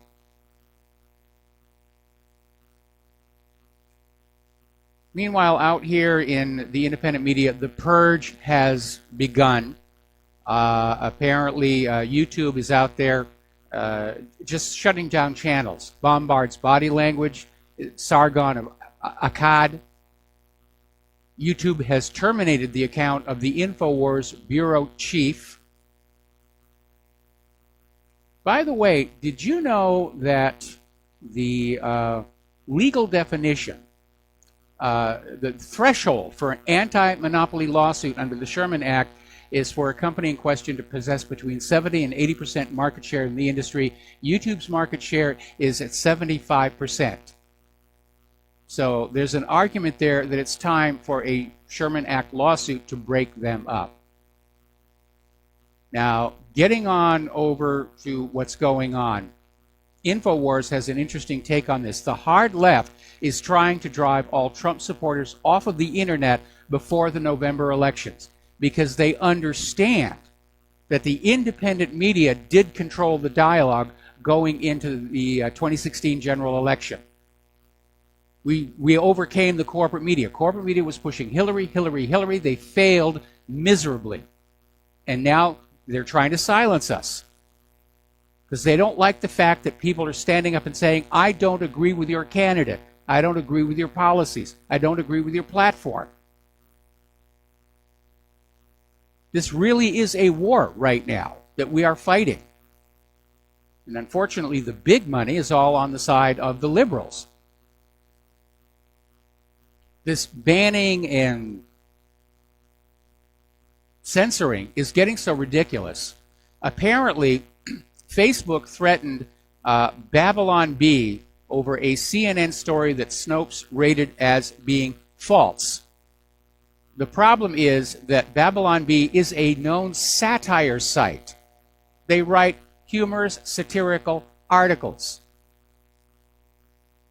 And Facebook just came down and said, you can't do that. You can't do that. How dare you do that? Now, there's a new distributed denial of service threat out there. It's called the Memcached DDoS, and apparently this is the biggest, baddest DOS attacker yet. And it's called Memcached. This is an internet assault that can slam a website with over a terabyte of bad data. That almost sounds like a government-sanctioned piece of malware. All right, let's take a phone call. Al in Canada, aloha. Welcome to the show. What's on your mind? Hi, Mike. Are you well? I hope you are. Yeah, I'm good. Fine. Claire's doing better. Yep, we're going to find out very shortly. As far as censorship is concerned, it's not just restricted to like private ownership companies, if you want to call it that. As you well know, in Canada we have our state-sponsored CBC. It costs every man, woman, and child $30 a month to operate this news outlet, media outlet. Yes. They have engaged in a censorship program that is so severe. Here's what happens: you make a post, and you put it out there, and usually right away it's let go, and you can see it, right? Well, Yes. I mean, everyone can see it who's out there. If not, you hit refresh the page, and it's either moderating. They're still moderating, whatever that moderators do, or it's pink, content disabled. But you can actually still see it there, right? Under where you posted it, whether it be a response to someone else's post or your own topic. They have started just stopping that. So if they don't like what you say, it's not even there. You can see it in what you posted, but you can't actually see it on the page as content disabled. Yeah, it's a shadow ban.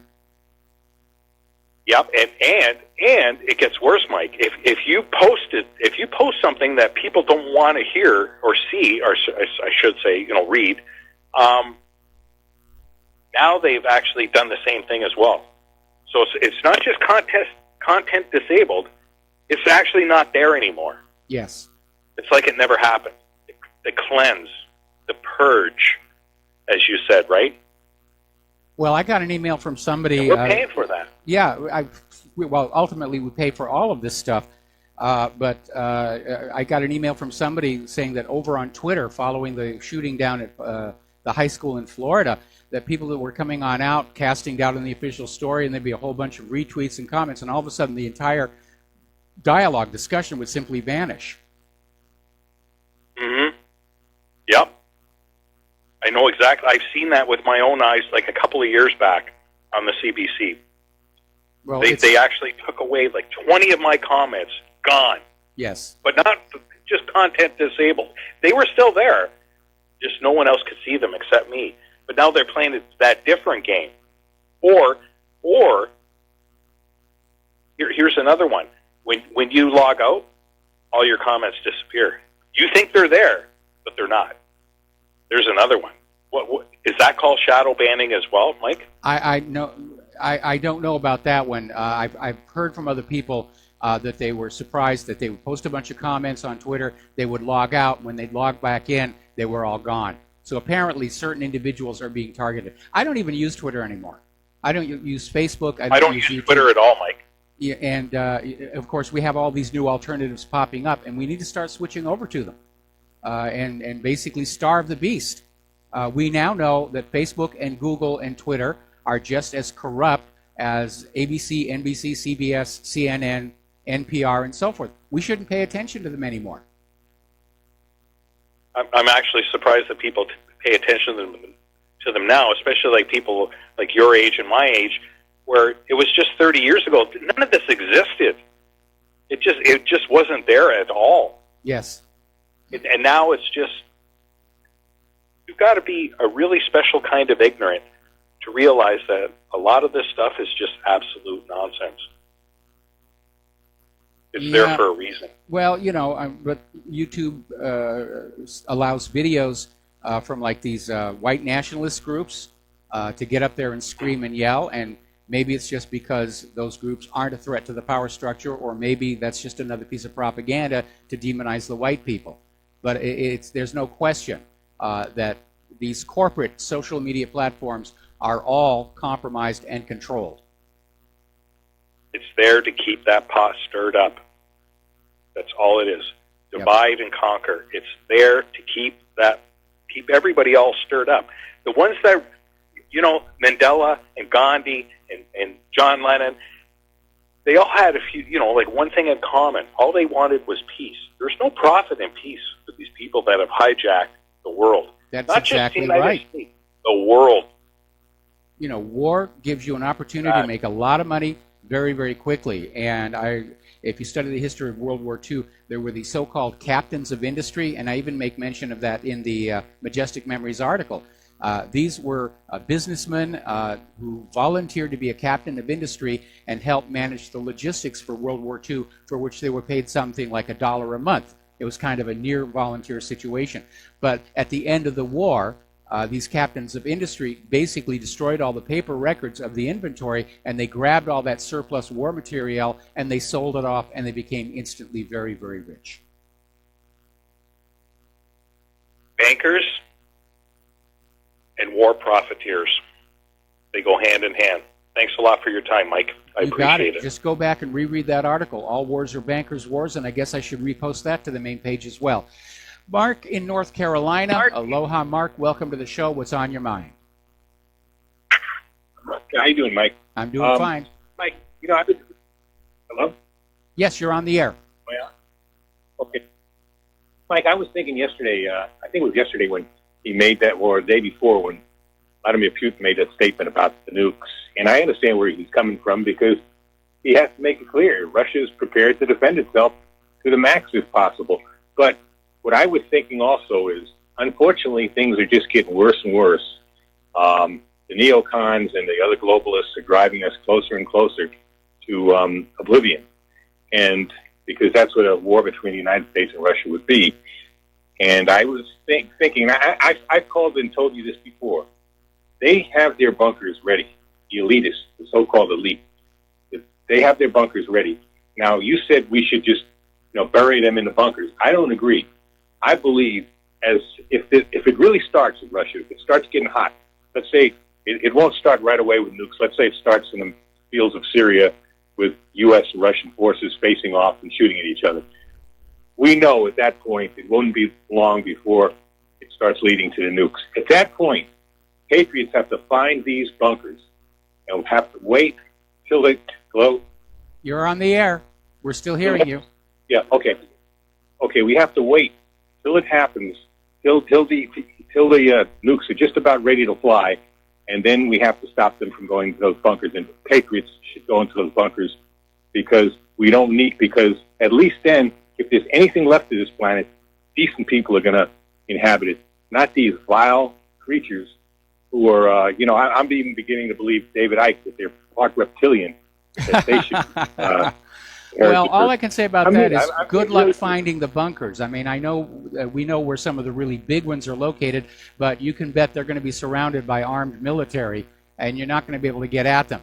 And my comment about my comment about finding them all when the war is over and cementing over the hatches was meant in jest. But that's the attitude. They've got their bunkers. They're the greatest preppers on earth, and. Tom Clancy even wrote one of his last novels about this, where a bunch of rich people get together and say, we're going to kill off 99% of the population, and won't the world be wonderful for just us after that? And given how prescient some of Tom Clancy's other writings turned out to be, we know that's the goal of the population control fanatics. Anyway, Mark, got to let you go. Got to take a break for commercials. Aloha America, welcome back to the show. A little bit of good news just now breaking over at InfoWars. Apparently, YouTube has backed down and restored Jerome Corsi's channel with no strikes against it. And basically, all of the censorship is creating a firestorm of public outrage. And I would imagine that probably a lot of people are canceling their YouTube and Facebook and Google and Twitter accounts, and these CEOs are looking at dollar value versus political correctness, and they're going for the dollar value. But it was a rapid rehearsal, and it sounds like maybe Google and YouTube are getting ready to just back off this whole program of trying to purge conservatives and libertarians from the internet. And this is a good thing. And it shows that if we in the independent media stick up for each other and make a big stink, that we are a force to be reckoned with. And apparently Judge Report basically came out with an article showing how before Corsi's channel was killed, YouTube had banned 2 of his videos for violating the community standards for harassment and bullying, which are very vague terms. Those are the ones they all go back. Oh, this video is harassing and bullying. Oh, really? To who and how? And there's never an explanation. It's just a blanket excuse to say, oh, it was really the fault of the person posting the video that we had to take it down. Has nothing to do with the fact that we're all liberals over here in Silicon Valley and these are all conservatives that we're killing. But YouTube has backed down, and that's why it's so important for us all to work together and support each other in sharing information financially, because we are in a fight for the soul of America right now. The war hawks want the corporate media to be the only source of information for the American people so they can sell them yet another war. And the independent media are out here trying to get the truth to the American people, because if this war gets underway, we're going to lose it. When you look at the poor condition of our young people of military age, when you look at the poor quality and high cost of our weapons, there is no way that a global war is not going to wind up going nuclear, because that is the only area in which the U.S. still holds a decisive advantage. Only it's not all that decisive. If Russia and China ally together, it's a whole different story. So that's why it's so important to be supporting the independent media right now. This is not a joke. It's not an abstract. It's not a fairy tale. This is very, very real. We're in a war against war. Now, I know the gun grabbers are out there trying to grab the AR-15s, and as usual, the U.S. government is preparing to fight the last war, because this revolution isn't being fought with AR-15s or guns of any kind. It's being fought with keyboards and information. And we just scored a significant, significant victory. So good for InfoWars, good for Jerome Corsi, good for Drudge Report, good for everybody who's standing up to this bullying by the corporate social platforms. All right, there's the music. We're going to take a break for station identification. We'll be back with the lovely Lady Claire after these few words. And aloha, America. Welcome back to our show, hour number 3. And for those of you watching on YouTube, the gorgeous creature sitting to the side of me is the lovely Lady Claire, with her unique perspective on the world. And Lady Claire, what do you want to talk about today?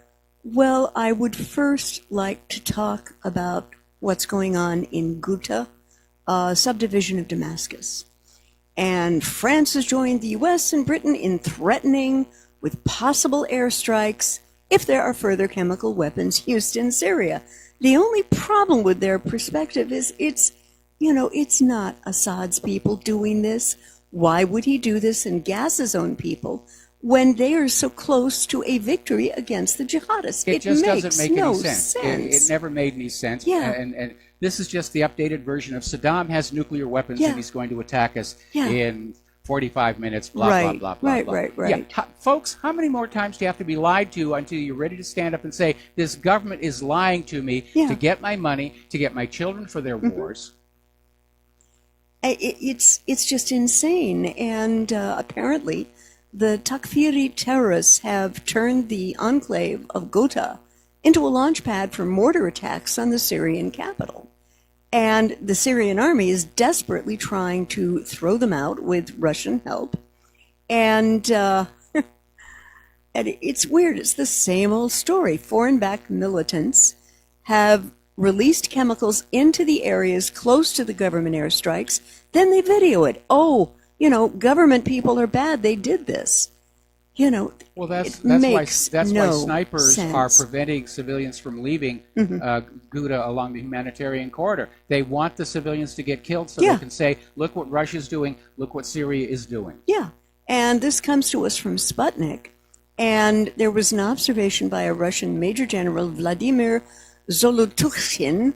Forgive me, sir. I mangled that. I apologize. Actually, I think you got it about right. I was close. You were close enough, yeah. Close enough for country. And he says that what the West is doing in eastern Ghouta has been to create a hotbed of these jihadists and terrorists.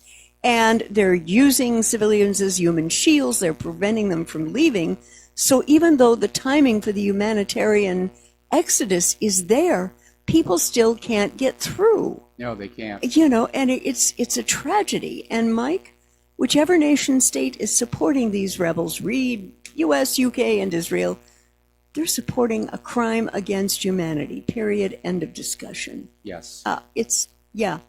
Well, of course, all war is a crime against humanity. Yeah. And it's clear the United States and its allies are already outside the Geneva Convention. Mm-hmm. They're using torture. Yeah. They're using collective punishment, mass starvation. These are all war crimes. Mm-hmm. These are all war crimes. And maybe our government, the scary thing is our government might just decide to go to nuclear war rather than have to go to The Hague and face war crimes trials. Could be. Better that these 5 billion people all die than, we should actually have to go to jail. Mm-hmm. Now, here is something a little bit strange, but very interesting and breathless. Satellite images reveal Iran establishing missile base near Damascus. And there was some satellite imagery, and there is a claim or a charge that Iran has funded this. And the people who are running it is the IRGC, the Islamic Revolutionary Guard Corps, and located 8 miles southwest of Damascus. And the media outlet said that it had acquired the satellite photos. And Israel is... Hang on, yes. I want to back up here a little bit. I want to look at this quote. The media outlet said it acquired satellite photos from ImSat International, which purportedly show 2 new white hangars, each roughly 30 yards by 20 yards. They're dinky. Hang on. Okay. Used to store Yes. short and medium range missiles. Yeah. How do they know?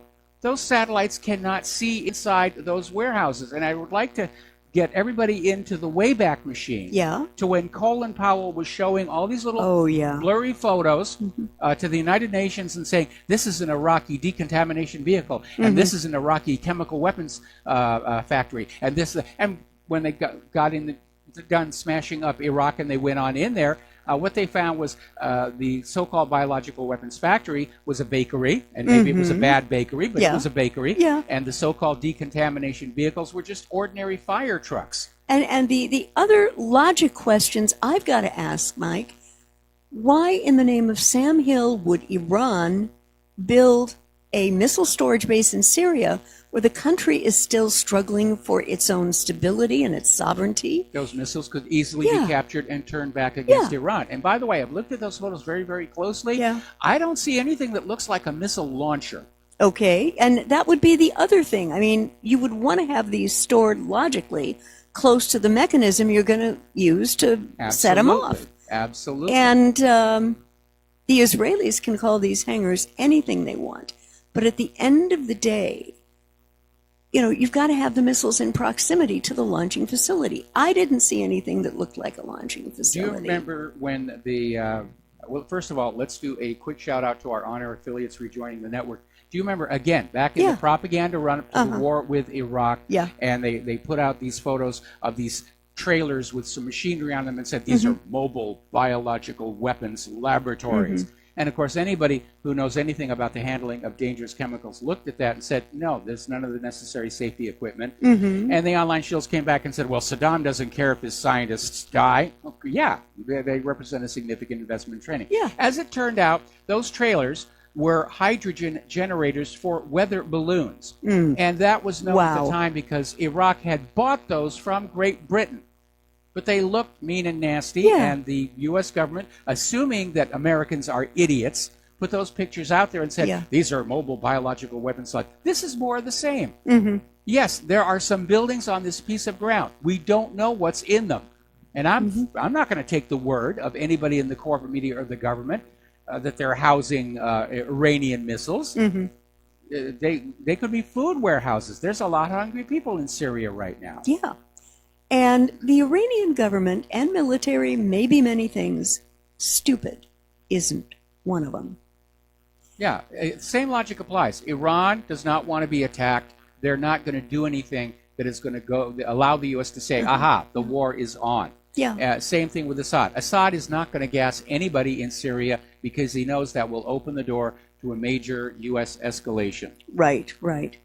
And another article I'd like to look at, this comes to us again from Global Research, a blog that I have found to be basically very sober, very factual. I know you and Shodosovsky have some areas where you agree to disagree. He's the editor. But this article talks about the shadow of an Israeli-U.S. attack on Lebanon and Syria getting bigger by the day. Now, interesting development. The Prime Minister Saad Hariri has gone back to Saudi Arabia to meet with the Saudi Arabian patrons for the first time when he resigned and then kind of didn't. The timing of this visit suggests another anti-Iranian and anti-Hezbollah will follow.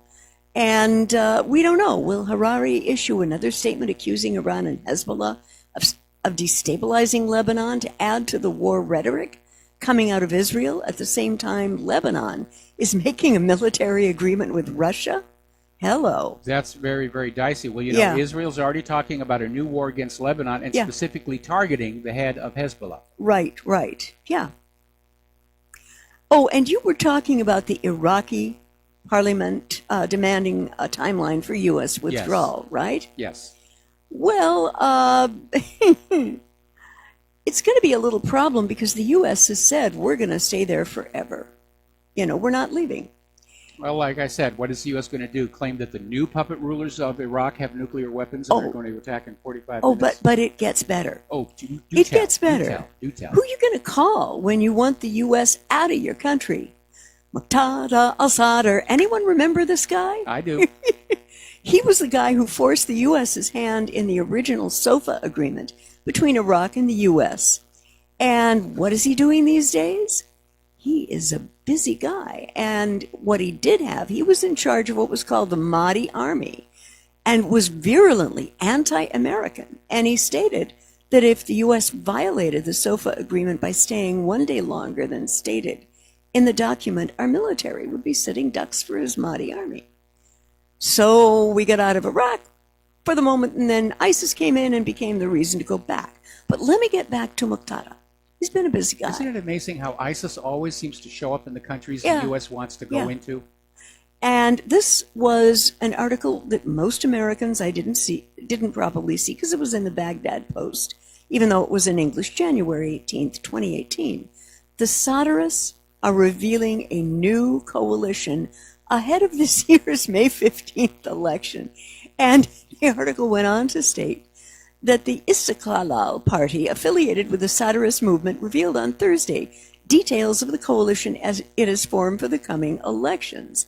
Now, member of the party secretariat, General Mohammad Rashk, said that the party is aligning itself with the blocs that adopt the same platform based on rebuilding the institutions of state and enforcing comprehensive reforms. The name of the coalition, Those Marching to Reform. Now, Mike, should al-Sadr's coalition win this, and remember, he is still wildly possible for his anti-corruption charges in Iraq, this is going to be such a game changer for Iraq, Israel, and the U.S. government.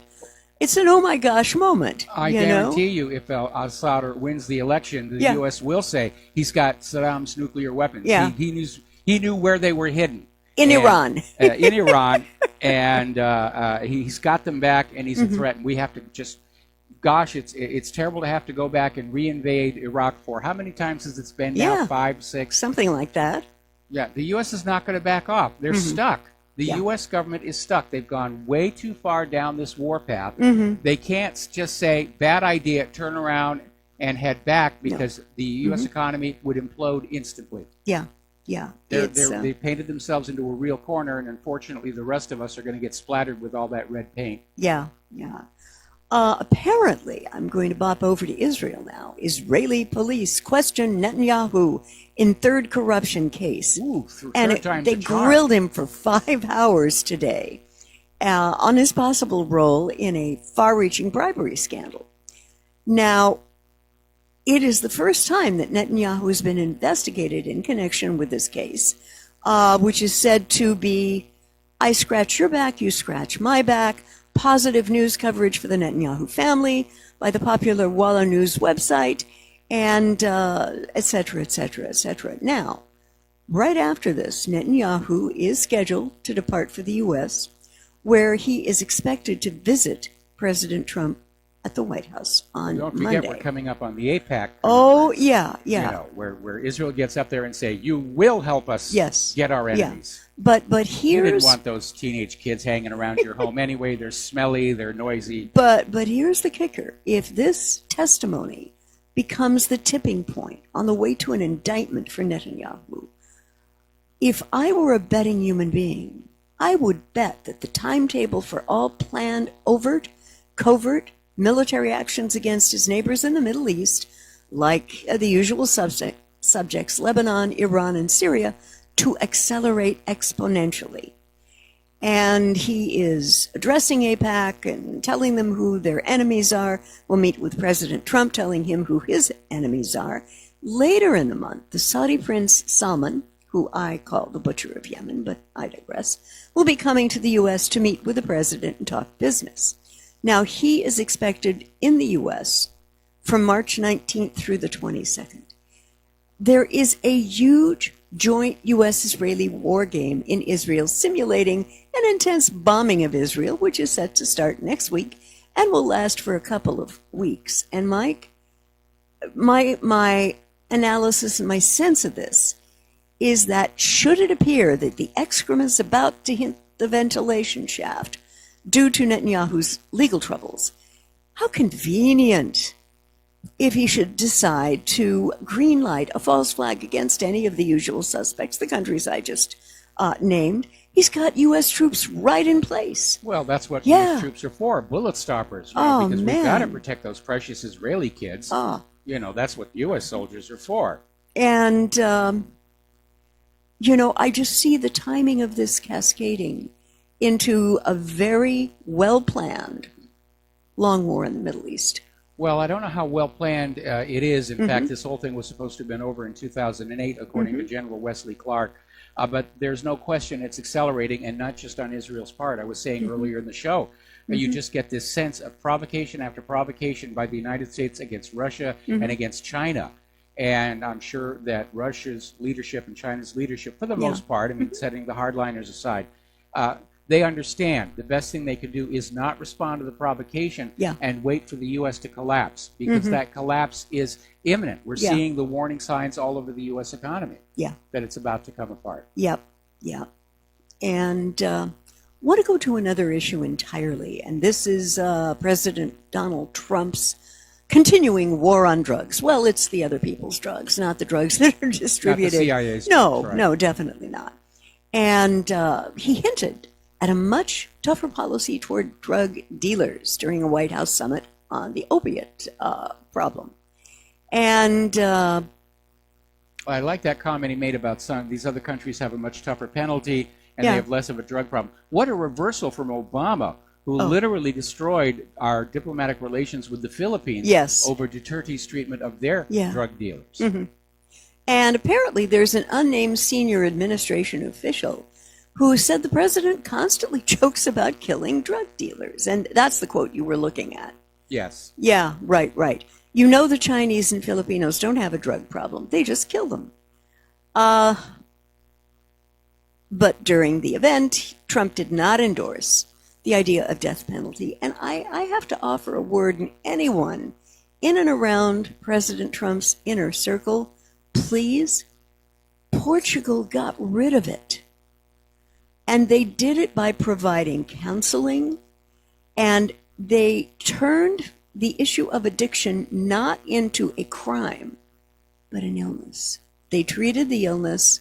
The problem has pretty much gone away ever since then. Well, part of it is they simply decriminalized all the drugs and made them available for those who were addicted. Yeah. And that took the profit motive out of it. Right, Now, skid of the, again, learn the lessons from Prohibition. Prohibition took alcohol, which was worth pennies a gallon, and overnight made it worth hundreds of dollars per gallon. And the bootleggers and the gangsters just acquired huge amounts of money, selling what the people wanted, and literally bought their way into the highest levels of the U.S. government. Yeah. And the only way that all of that abuse and corruption ended was to say, okay, you can have alcohol. Yeah. The CIA's been doing the same thing. The reason, when this country was younger, drugs like opium and cocaine were perfectly legal. And we didn't have these problems of massive addiction. But then when they're made illegal and the profit motive is there, that's why you have these pushers out there at the schoolyards offering free samples to get the kids hooked. The same way that now we have doctors writing prescriptions for opiates to get patients hooked. Right. It's all just about generating revenue. It's the money.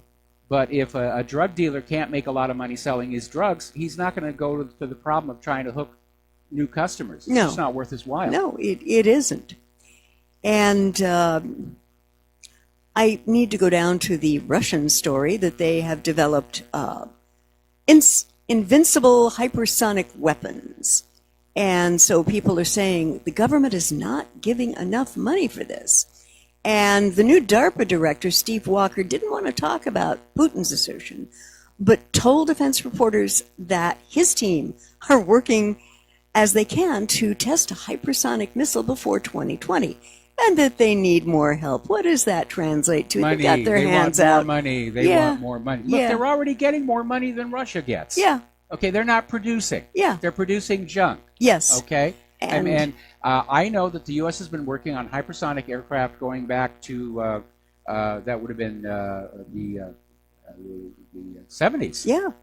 The 70s. And because they just haven't got it there. Yeah. After all the money and all the years, it's very obvious that the United States is not able to produce a cost-effective weapon system. And it's rather interesting to see the counter-propaganda to Putin's speech the other day, where the Pentagon is out there saying, we don't think he really has those, but we've got one too.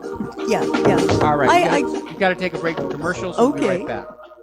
And aloha, America. Welcome back to our show here. And have you noticed this very consistent pattern? Anytime any military person opens their mouth about the threat from the other countries, it's always followed up with, we need much more money. Oh, yeah. Well, maybe you need to take care of the money that you already have, because don't forget, the Pentagon has lost something like $8 trillion with a T. And they don't want to go bother finding that. It was here last week. Well, we'll just get more from the American people. All right, we're going to grab ourselves a phone call. Lenny in California, aloha. Okay. Welcome to the show. What's on your mind? Yes, sir.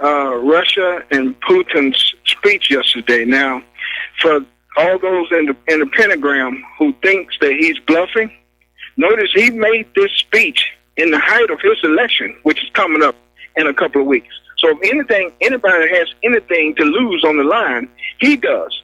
But I don't think, and from what I've seen of him in my short life on this planet, he's not the bluffing type. That's one thing. Now, as far as Syria, anybody can see that all hell is breaking loose, and they're not going to give it up. It's just not in their nature. They'd rather blow up this planet than give it up. So Putin is putting his foot down. He's saying this is going to be it. This is the Stalingrad. This is it for the entire planet. Yes. And I think that what he's saying is, he's just saying it very nicely. He's saying not only do we have the ability to beat you, and here's the one thing about the United States: they were in a arms race and didn't even know they had lost.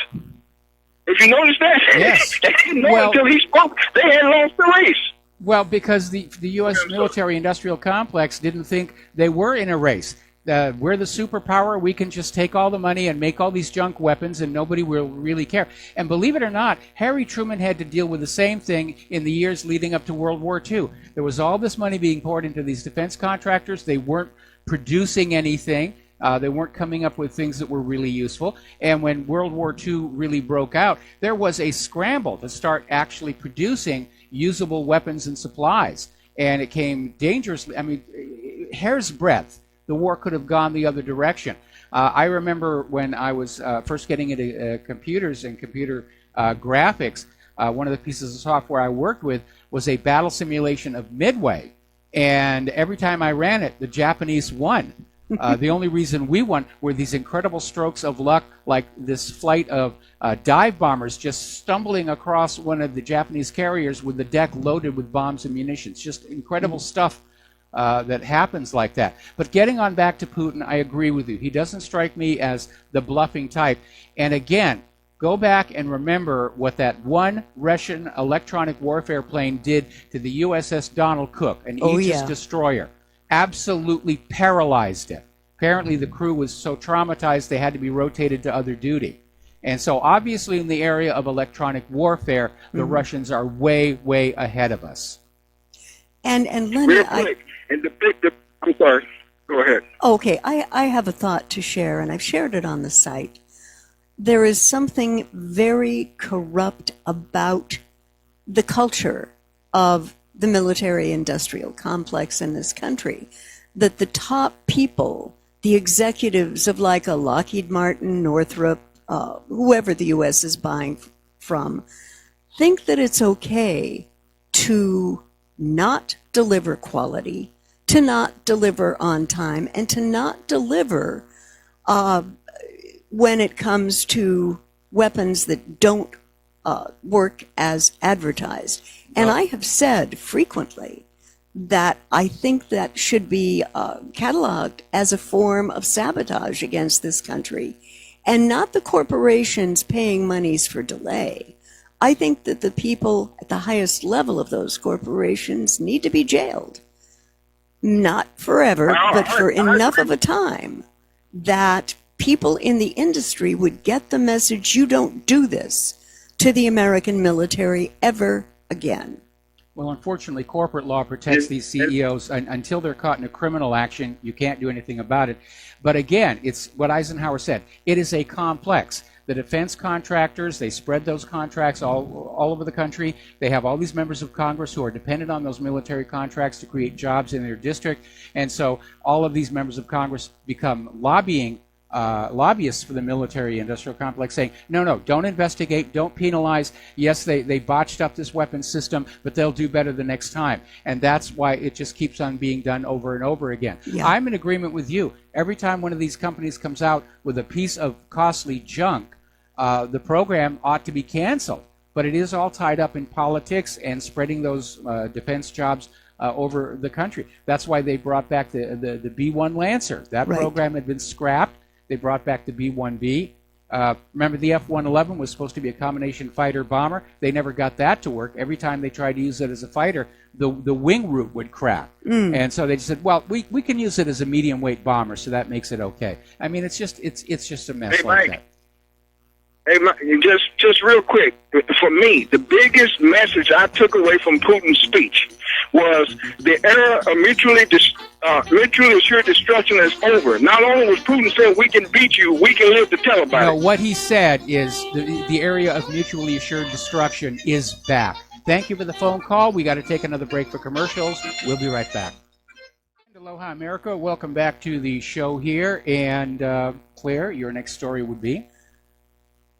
Well, rental cars. And apparently, rental cars are now going to use facial recognition to spy on you, either on your vacation or whenever you do rent a car. Wonderful. A couple of days ago, Aiea announced their plan to install facial recognition cameras in all rental vehicles. Aiea and Oahu are combining forces to spy on car renters everywhere. And And why are they doing this? Yeah, they're doing it to spy and use the facial recognition of you and your family in whatever you do. It's going to be in real time and it's going to be ubiquitous. Well, here's the interesting thing. They're claiming the facial recognition is to basically watch what you're doing on vacation, shopping, dining. Yeah. And apparently, as I understand it, their idea is going to be that they're going to flash ads on that little TV screen that's in the modern cars that are calculated to be something that you want to do. If you're talking with your family about getting hungry, there'll be an ad for a nearby restaurant. Yeah. Right out of Minority Report kind of stuff here. Ooh, chicken That skin. to me sounds very, very dangerous because it's another distraction. And as Claire and I are really seriously starting our effort to buy a newer car tomorrow, and I don't want one of those big screens. I mean, I'll take a backup camera. Backup cameras are cool. Yeah.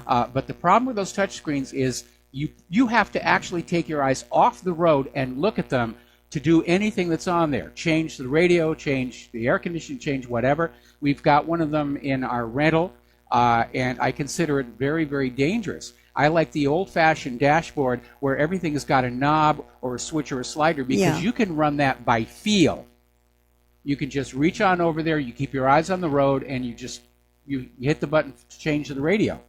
And that really, I think, is a much safer way to go. I think putting everything into those panels, it is a danger to the driver and to the passengers. And not only that, it's also very risky for the car's operation, because if you run everything through that little computer and it fails, the car just shuts down completely. And as I understand it, replacing one of those touch screens in a modern car is like $700 just for the component, plus the labor to put it on in there. Yeah. So again, we're going to have to take whatever we can find for what we have. And by the way, a big shout out and thank you to everybody who pitched in to help us get a newer car. But we don't want a lot of whiz bang. We just want basic little, car. We'd love to get a Subaru, but we're probably not going to be able to do that. Yeah, the rental that we have until we find the car is a Subaru. It's a Subaru. And I have noticed it's very comfortable for me sitting in it, and Mike is enjoying driving it. But getting back to this technology, the next big thing is going to be software, which can block it completely for a price. Yeah, don't you think? Well, all you got to do is wear your sunglasses. I don't understand how facial recognition gets into this idea of spying on your vacations and where you go. I mean, you could have cameras on the outside that record that you stop off at the donut shop 3 times a week, and so you get donut ads on there. Yeah. Unless they're intending on locking the car with facial recognition, in which case we might see the same problems they're having with the iPhone 10. Yes. Where the phone won't open for its real owner, but can be opened by total strangers. Yeah, that's a little scary. And going over to the tech world again, apparently there is a very disturbing energy, if you will, of acceptance of Google's new smart camera.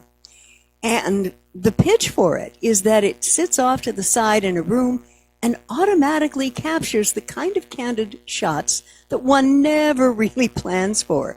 The most common example cited, one's pets or one's kids. Instead of mere serendipity, however, the camera uses AI and machine learning to try to guess when to take a best shot. But Mike, that is such a human thing. I can't imagine As a photographer myself here, I mean, this is basically a selfie without the stick. Yeah. And I consider the selfie, and especially this, to be a symptom of just how vain Americans have become. Self-occupied. Self-occupied. We're all going to be media stars, and it really is. It's another sign of our decadence as a civilization. I've only ever taken one selfie, and that was just to prove to a listener that I had received and was actually wearing a T-shirt that he sent me. I remember that. That was it. Yeah. I know what I look like. I don't need to take pictures of what I look like. I want to take pictures of nature and architecture and art. And I want to take lots of pictures of Claire. So. I've got to tell you, folks, I, for one, do not intend to have this in our home. No, we have no need for it. No need for it whatsoever. And going back to the pounding on Trump, There are a couple of Congress critters who have challenged the Trump organization to explain whether or not it knew of allegations of drug trafficking and money laundering tied to the Trump Ocean Club Panama. Now, the Trump Ocean Club Panama is not owned by Trump. They just rent the name. And now, here's where it's interesting. Yeah. They're using the word allegations. Yes. In other words, they don't actually know No. that the money laundering was going on, but hey, it sounds good. Let's challenge Trump on it. Yeah, yeah. And the letter cited reports of agents involved in selling units at this condo property, and that they were linked to trafficking and money laundering. And there was one Brazilian real estate salesperson, Nogueira, who said that he met the president's daughter, Ivanka, there. But what this is really, as far as I can see, is more distraction away from Hillarygate. Yeah, that's exactly right. Yeah. They're going after Trump on the basis of allegations and rumors and hearsay, and they're still ignoring the real and documented crimes of Hillary Clinton, which the former head of the FBI admitted to. Yes. That she had committed felony violations of Title 18, was, to be most generous, extremely negligent with classified information, which is, by the way, also in Title 18. You don't have to have intent. Yeah. If you do it by accident, that's the crime. And the amazing thing for me is all this time after James Comey said that Hillary Clinton was being reckless with classified information, she still has her top secret clearance. But the media is making a big deal over the fact that Jared Kushner's security clearance has been downgraded one notch. I mean, the anti-Trump, pro-Hillary bias in the entire society, media and government, is very obvious. And I know it's not because they love Hillary Clinton. It's because they're terrified of her. Yeah. And this was interesting. And from the New American comes a little companion piece regarding Hillarygate, also posted at Blacklisted News. And the title is, Russia bragged about 10 spies assigned to Clinton. Mueller, McCabe, and Rosenstein helped cover it up. Rosenstein helped cover up the fact that Russia had spied. Yeah. Okay, Rosenstein. Yeah. In a case that resembles rats leaving a sinking ship, longtime Clinton advisor and confidant Dick Morris, remember him? Oh, yes. Admitted in a recent op-ed piece he wrote for the Western Journal that in the buildup to the deal's approval of Uranium One, 9 investors in Uranium One gave the Clinton Foundation a combined total of $145 million. Folks, even in this economy, that's a little bit of bread. That's a lot of money. I mean, come on. We could get a nice car for that kind of money. Oh. My Bugatti.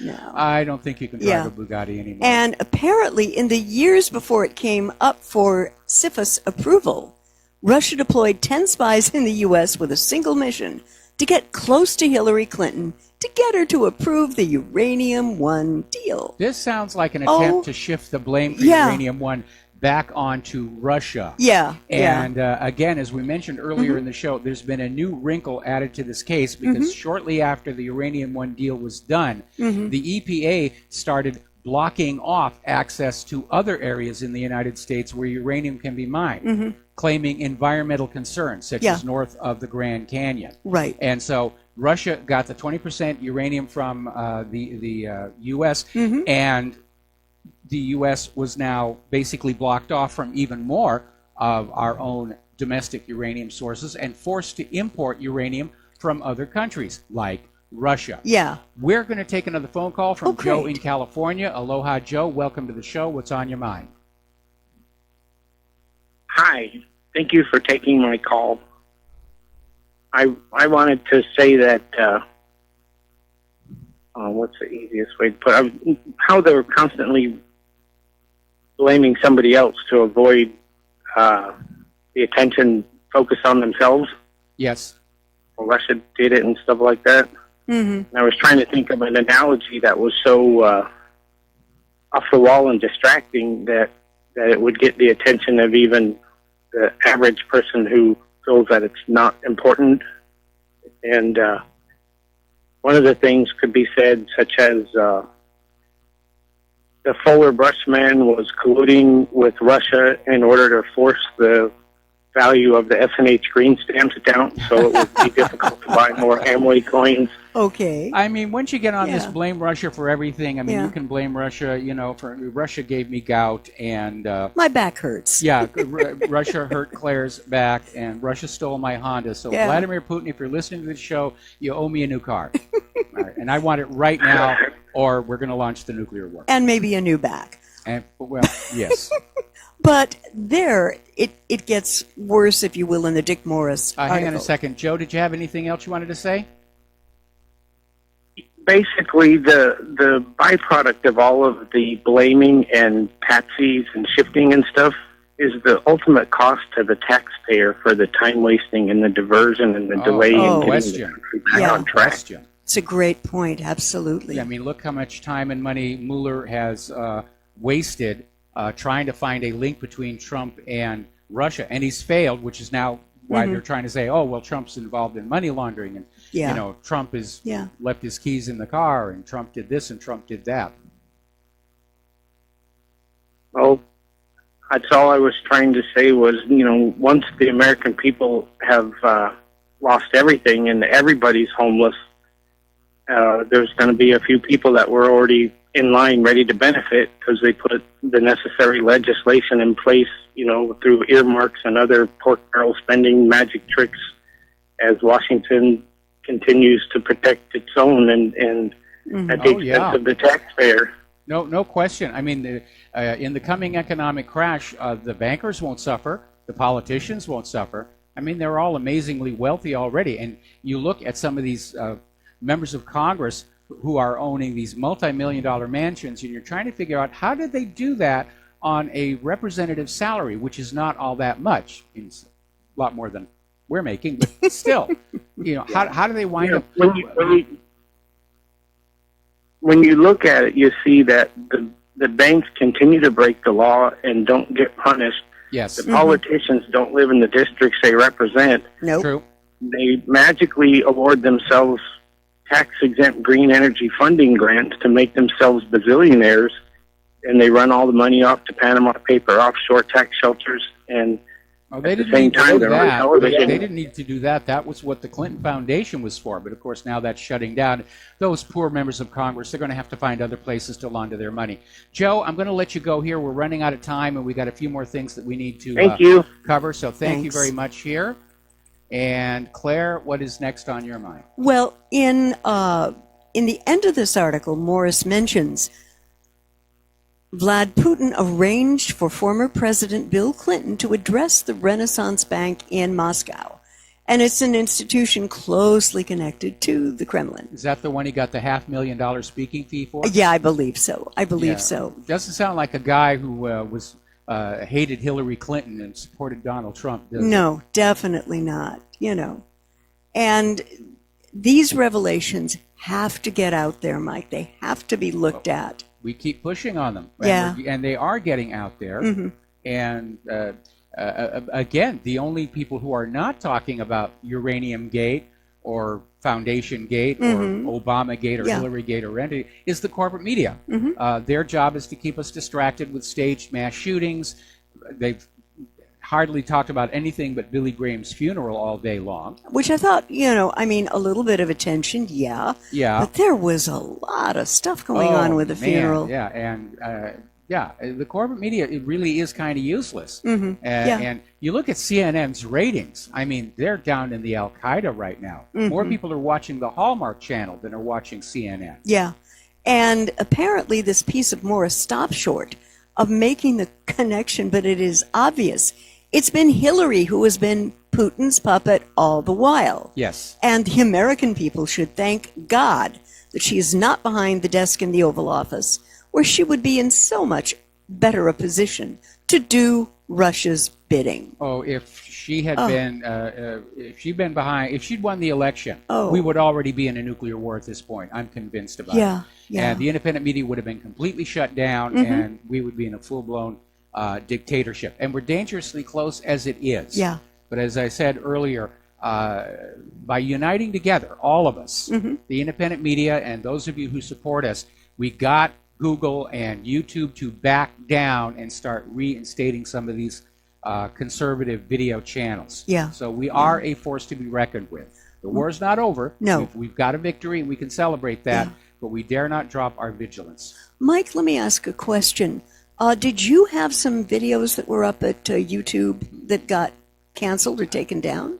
Initially, Personally? I think they've been restored, because initially there's a separate channel Okay. for the archives of this show. Oh, okay. And when this story first broke about videos being deleted, I went in and I looked, and there were huge gaps. Mm-hmm. But I went back in earlier today, and I checked. Some of the videos are artificially short, which Okay. means something has been taken out of them, and I would imagine it's probably mostly the stuff about Parkland. Yeah. But they all seem to have been put back. Okay. All right. Well, that's a win in and of itself, you know. But as you say, we've got to keep an eye on these people, because there's a lot of madness in the air, folks. We just have to sit down, back away, and figure out who's got really the best interests of the American people at heart. And unfortunately, it is not the corporations, it's Nope. not the corporate media, and it's Nope. not the government. The Nope. government is looking out for the government. Yep. The military-industrial complex wants a war. We, the American people, have to look out for the American people. And Yeah. that's what we're doing here. That's what the independent media is all about. We're not rich and powerful out here. We're just plain folks, just like you. Yeah. All right, we got to take another break for commercials. We'll be back with the last segment of our Pauhana Friday show after these few words. Aloha, America. Welcome back to the show. And before I turn the show back over to Claire, the corporate media is still going on this thing about how the Russians are bluffing. They couldn't possibly have these weapons. It's impossible. Because after all, we're the greatest scientists and military builders in the world. Well, that's not always been true. Little lesson from history. During World War II, British reconnaissance aircraft flew over Peenemünde and photographed some of the first V-2 missiles on their transport trailers lying on their side. And the pictures were taken back to British intelligence, who looked at them, and a lot of people were saying, boy, that sure looks like a rocket of some kind. And they said, no, couldn't possibly. Germany couldn't possibly be building that. That's got to be a blimp, a surveillance blimp, reconnaissance blimp of some kind. Boy, that's an awfully heavy trailer for a blimp. No, it couldn't. And when the V-2s hit, it was a complete, total surprise. We don't know if Putin really does have these weapons or not. We do know what they did to the USS Donald Cook. We do know what they're able to do in Syria. Oh, yeah. And so I, for one, would not be willing to gamble the life of this entire country that Putin was bluffing on that speech, because Putin has never struck me as a bluffing type person. Anyway, you have one more story, and this one's very, very angry. Yeah. Schumer was slammed, the senator from New York, Chuck Schumer, for citing skin color in a vote against a white judicial nominee. Which is kind of weird for this white Jewish boy. And he's Senate Minority Leader, and he got a really stern rebuke from congressional colleagues for citing skin color and voting against a white federal judge nominee this week. And the guy's name is Marvin Quattlebaum, a white attorney who is a partner at Nelson Mullins, Riley, and Scarborough in Greensville. And Schumer was characterizing this. It speaks to the overall lack of diversity in President Trump's selections for the federal judiciary. And we don't want a diverse federal judiciary. We want the best possible people there. Yeah. And I'm sorry that we can't run this country on a quota-based system anymore. Yeah. Because we're having this situation where people are being put into positions of power and authority who are simply not qualified, all to be politically correct. Right. And when we come back on Monday, there's a big stink. Apparently, the schools in Washington, D.C. Have been engaging in fraud to make sure that students of color and minority are graduating in equal numbers with other students. And it turned out they didn't learn. They didn't show up. They had excess absences. They didn't want to do the work. Why should they, when they're going to be told, we're going to graduate you just because we need so many colored people to graduate? What message does that send to the students? Excellence and achievement don't matter anymore. As long as you fit into the categories that are politically correct, you will get the benefits of life without having to work at it. I'm thinking of Betsy DeVos and her concept of privatizing education.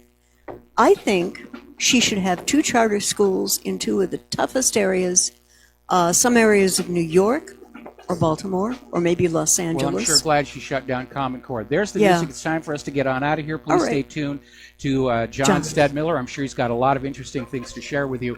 Please share everything that you know with everyone that you know. Please start an outreach. We need new listeners to Republic Broadcasting. We need new readers for our respective websites. We need you to be our evangelists, if you're not opposed to that word. So have a really pleasant weekend. We'll be back on Monday. Aloha, America.